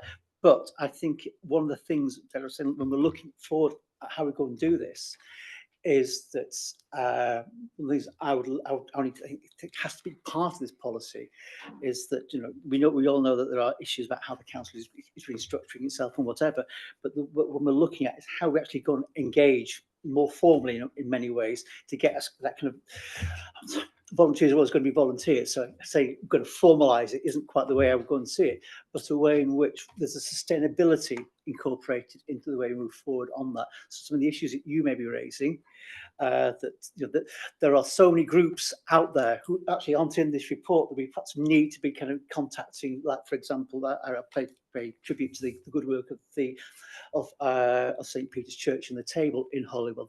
An incredible amount of work, but we're not reflecting that within this report. And there'll be so many other places in different towns. That's where that's where we have to perhaps build up that network to make it far more resilient and sustainable, and get it out there. Yeah, thank you. Thank you. Sorry, I actually think that Councillor Broccoli also raised about the social services. I think I do apologise. I missed that in the list, shall we say?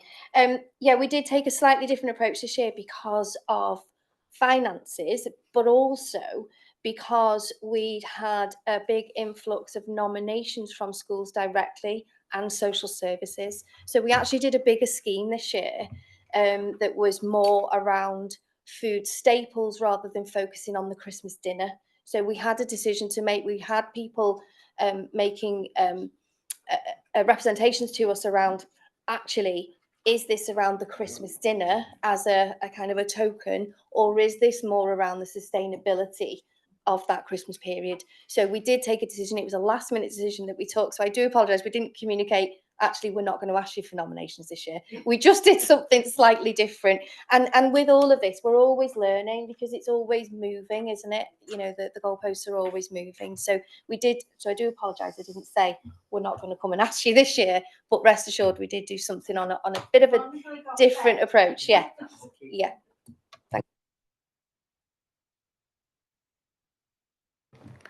Councillor Sean Bibby. Yeah, thanks very much, Madam Chair. Just a comment, just my own personal view with the Christmas hampers that were given to members.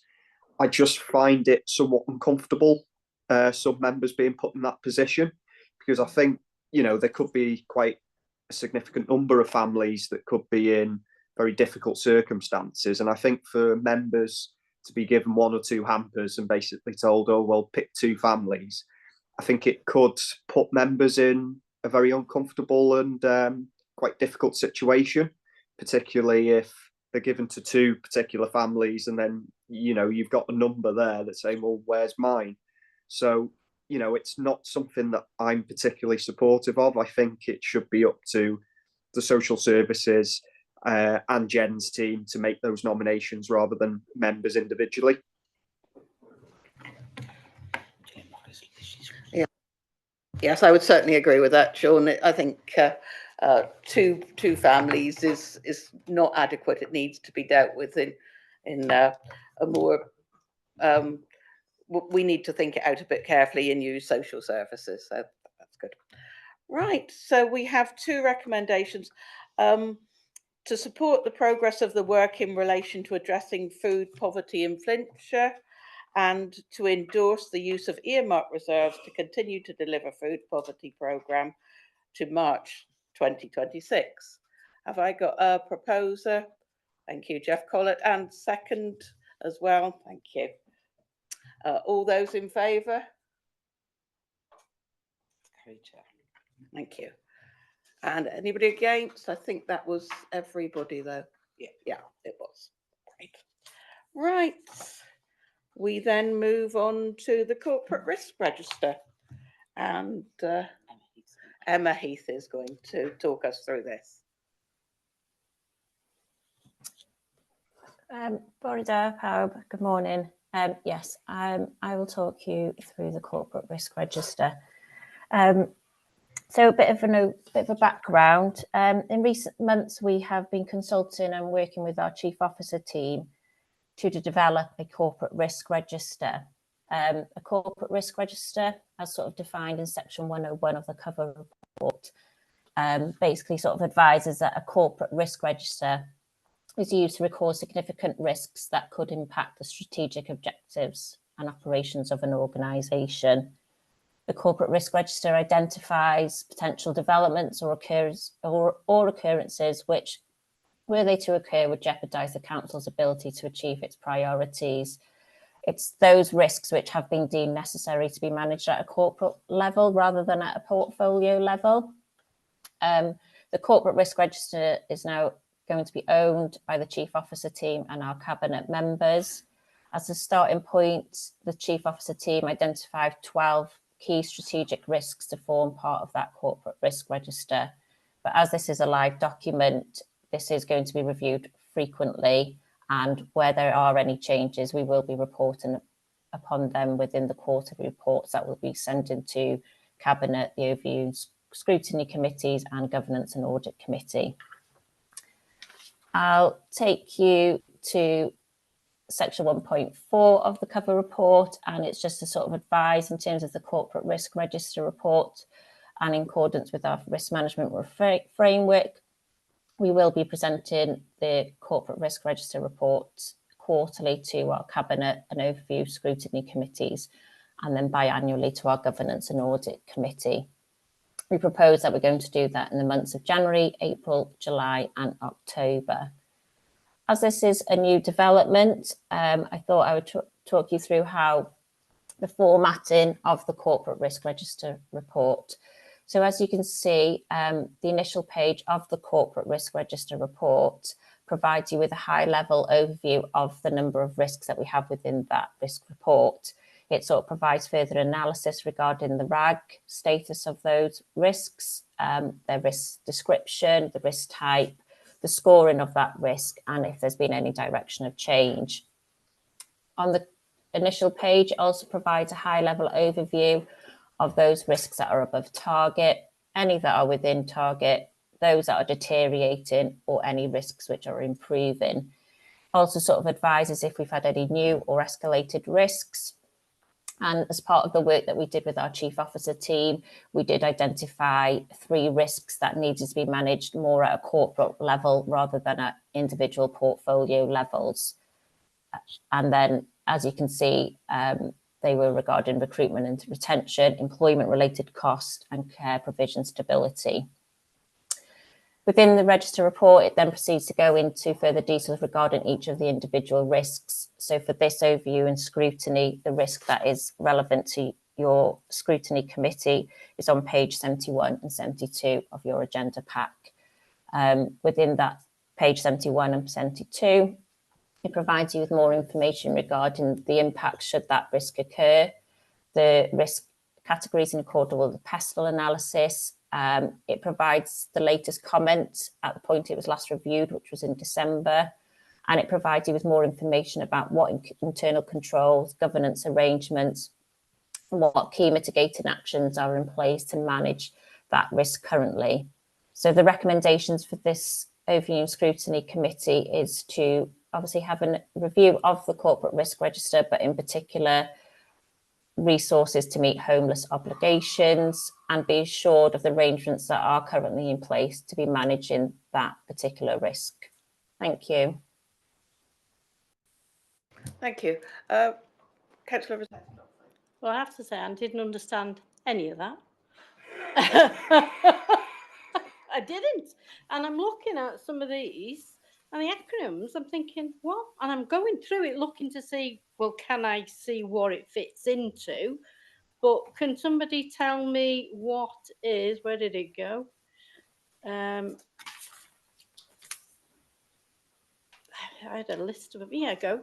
RCF01, RCF09, RCF, REY, RGV, RHC. I didn't understand any of that. And if I'm going to scrutinise something, I would like to at least understand some of what I'm doing. That's fine. Shall I sort of add a comment there? So the RCF01, they're just codes really, so we can reference each of the risks and we can relate it to the portfolios.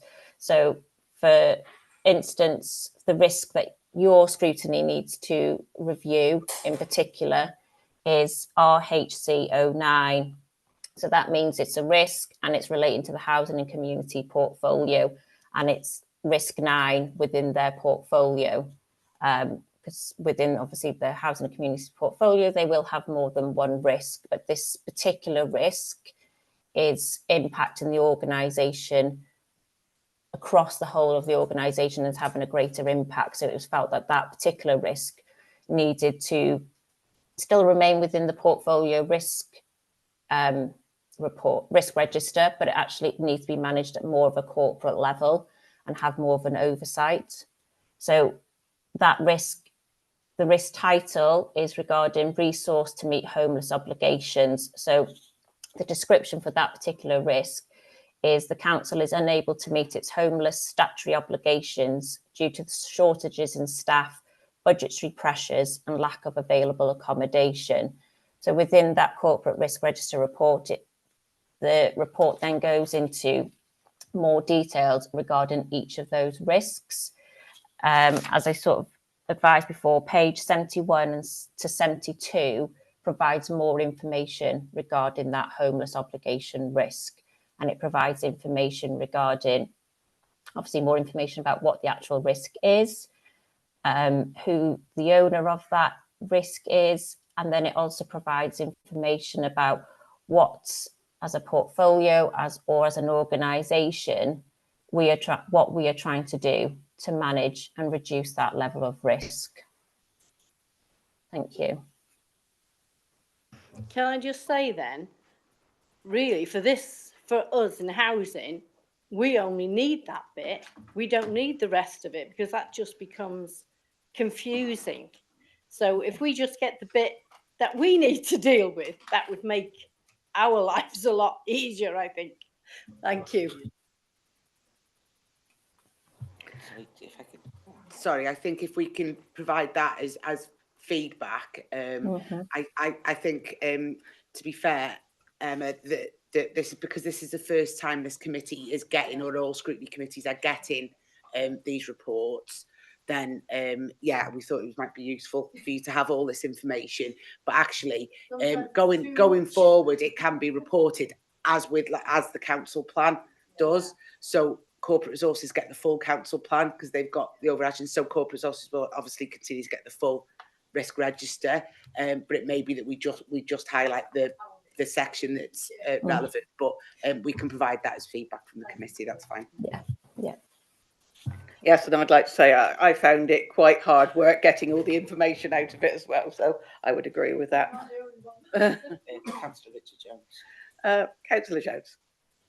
Yeah, thanks. I was just going to say, I think you've got more information than you need. So you've got the corporate, and it's headed up corporate risk register. So that shows you the corporate level of risk within the corporation, if you like.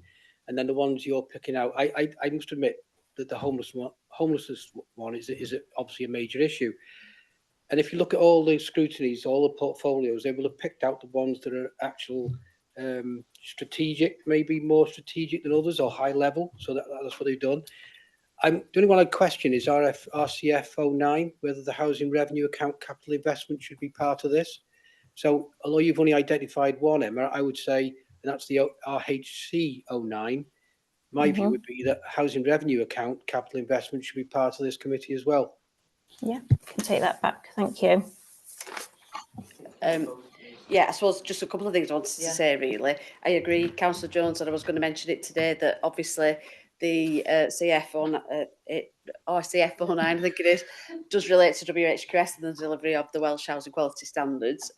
However, it's a risk for corporate finance, because that's what we're saying is we can't, the level of investment required, we might not have the funding available. But obviously this committee will be interested to know where we're at in terms of mitigating that risk. So I'm quite happy for us to include that, but I still think it needs to be reflected in corporate finance's scrutiny committee.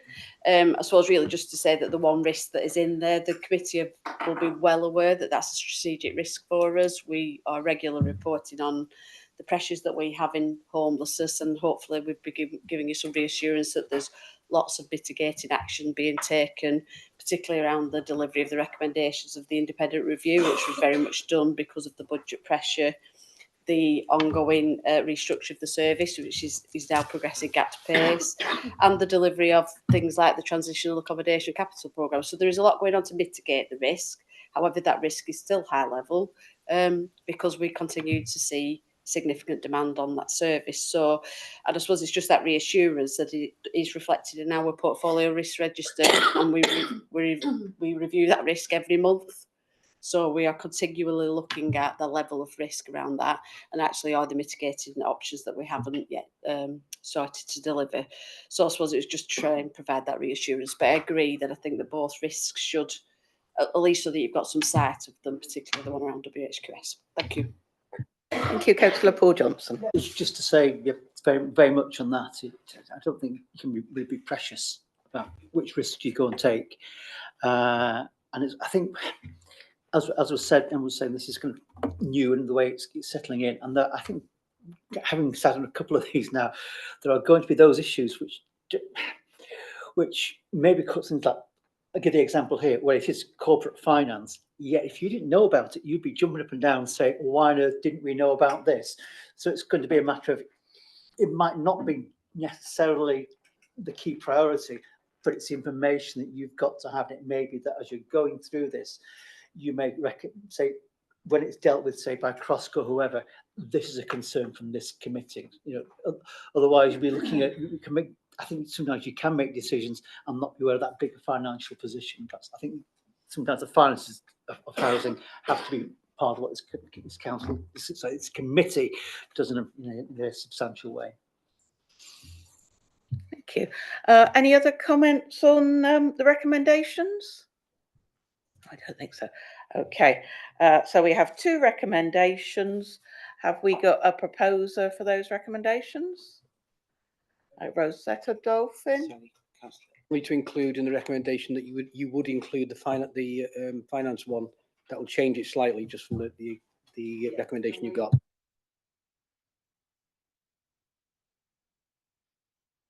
Sorry, I think we'll pick that up as an action in terms of the feedback. It'll be in the action sheet in terms of feedback for future reports. Just looking at those recommendations, it's just asking the committee to be assured on that risk. So in future that risk will come here and corporate resources. So I think we'll just pick that up as an action in terms of that will be reported here in future. Okay. So we had Councillor Dolphin as a proposer. We need a seconder, Councillor Sean Bibby, and all those in favour? Thank you. Anybody against? Thank you. That's carried.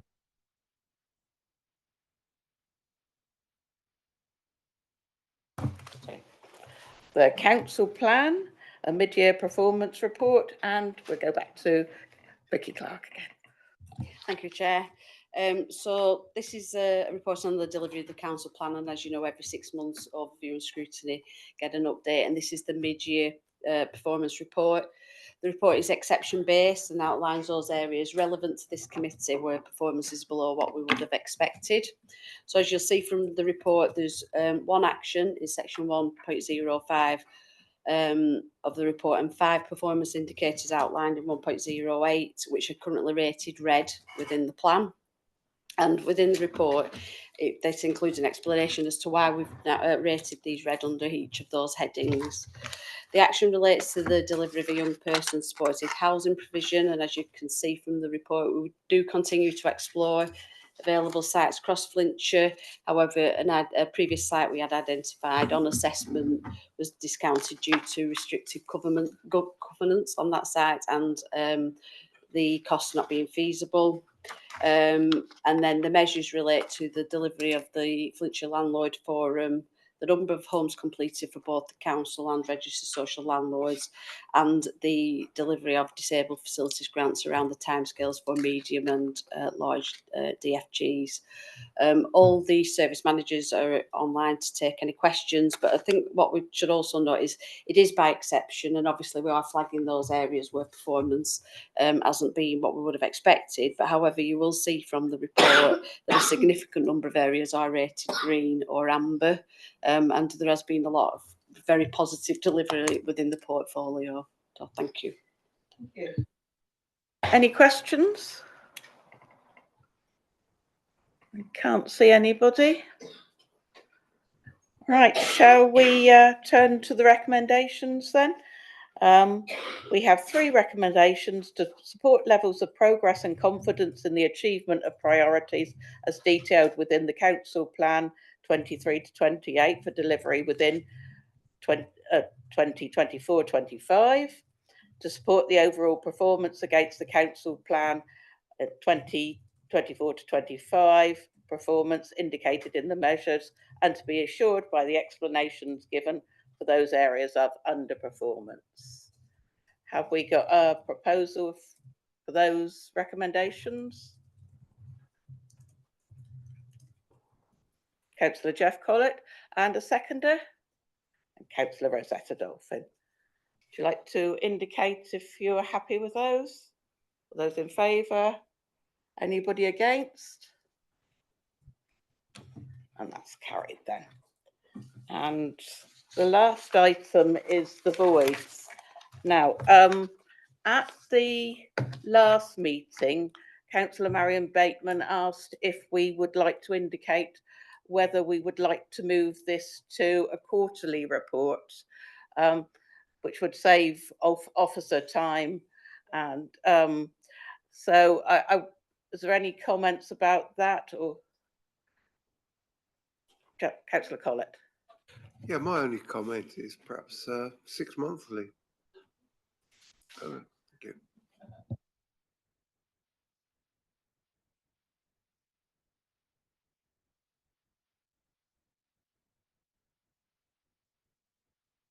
Can I suggest we go to 3 monthly for the next 12 months and then take a look again, and then maybe go to 6 monthly if everything's progressing as it has been? That certainly sounds sensible. Sean, did you want to comment? No, yeah, obviously more than happy with that. I think as we've discussed on a monthly basis now, we've discussed the voids quite a bit. We've gone into quite a lot of detail in terms of the framework and the time it's taken to embed those contractors and what we've been doing in the background. And the numbers obviously clearly identify we are making good progress. We're getting to that level now, I think, where we won't be far away from achieving that acceptable sort of level of voids that we'd have at any one time. We've still got a bit of work to do with contractors moving forward, and also the way that we process some of the work on our systems and financial things as well. So, yeah, happy with today's comments from members, and again, being positive to reflect that we can move this to quarterly and then biannually as well moving forward. So I think we've been in a very difficult situation over the past 2 years, but all the teams and members have come together to work together on this. So, yeah, thank you very much. So,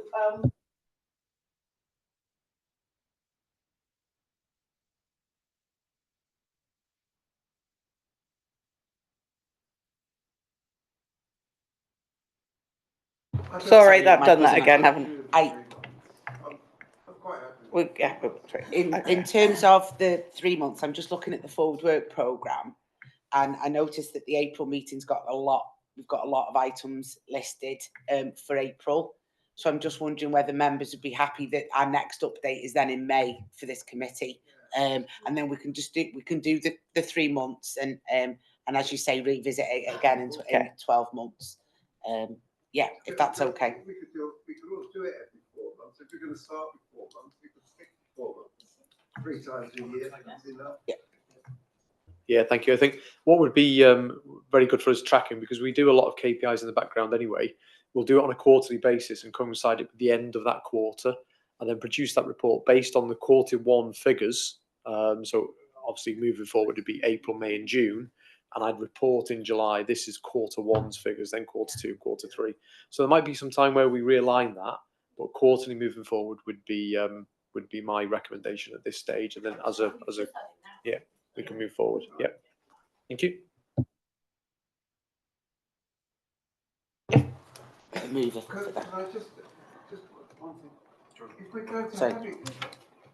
If we're going to have it quarterly, instead of this is not something we don't move anything on this. We just look at this every month. If we're going to look at it less often, perhaps we should actually move a motion and look at it in more detail every 3 months. This is just for information. It's been put on monthly for information. It may be then that the format of the information remains the same, but we can produce a very short covering report that very short on it, so that it's a formal item quarterly, so that there is a recommendation that and the recommendation will be that you support the ongoing work and that you're happy with the but it just gives you the opportunity then, if you're not and you want to make a recommendation, then yeah, it'll just require a very short covering report, but the information in the format that you've got there will remain the same behind that covering report, if that helps. The only reason I say that is that I do think we need to look at this regularly as a group and be able to make recommendations. So I would like to have this as an agenda, a proper agenda item, whether it's every 3 months or 6 months or at some time, so that we don't just let it drift. Thank you. Thank you, Chair. I think obviously we brought this paper into scrutiny because we had a concern with voids and the number of voids that we had. I think we can all agree now that that's been addressed. Now we've got the framework in place, and obviously the numbers demonstrate that. I just want to remind members the reason why we've requested we move into quarterly and potentially biannually, because it takes a long time to pull this information together. This is just not me that does this. I've got 3 other teams that pull this information together, from housing management, from voids, and from capital as well. So it takes a long time to do. I agree that it's something that we can discuss, but I think we've moved on now from what the issue was. The issue was we didn't have any contractors or any resources. The backlog remained at quite a high rate, so that's obviously quite concerning for us as a council. But now that we've addressed those items, if I'm being honest, there's probably not more to discuss other than the paper that I would bring for your information, really. But again, that's the scrutiny's decision. So what I would request is that we look at this on a quarterly basis. We can review it and can discuss it, and if that needs to be increased, or we can obviously move to biannually, then we can. But I want to remind members that it does take a long time to pull this information together, and there's better things that we could be doing now that it's in control. And if it wasn't in control, the first thing that we do is obviously advise members of the scrutiny to say something hasn't gone as it should have done. So that would be my request, Chair. Thank you. Councillor Sean Bibby. Yeah, thanks, Madam Chair. I think service manager is entirely correct. I think going back, to when I was first started as the cabinet member, we did have quite a significant backlog of voids, and I think there was a need to reassure the committee about progress. And I think what we're seeing with the figures is that the framework has been vindicated. It's doing exactly what we said it would do. The numbers are being brought down. And I think it's entirely appropriate now that we've managed to make very significant progress on this, that, you know, to bring it to the committee every quarter, so Sean and his team can start utilising, you know, their time and resources on more, you know, more pressing things. Right, thank you. So we see we have a proposer for a 3 month.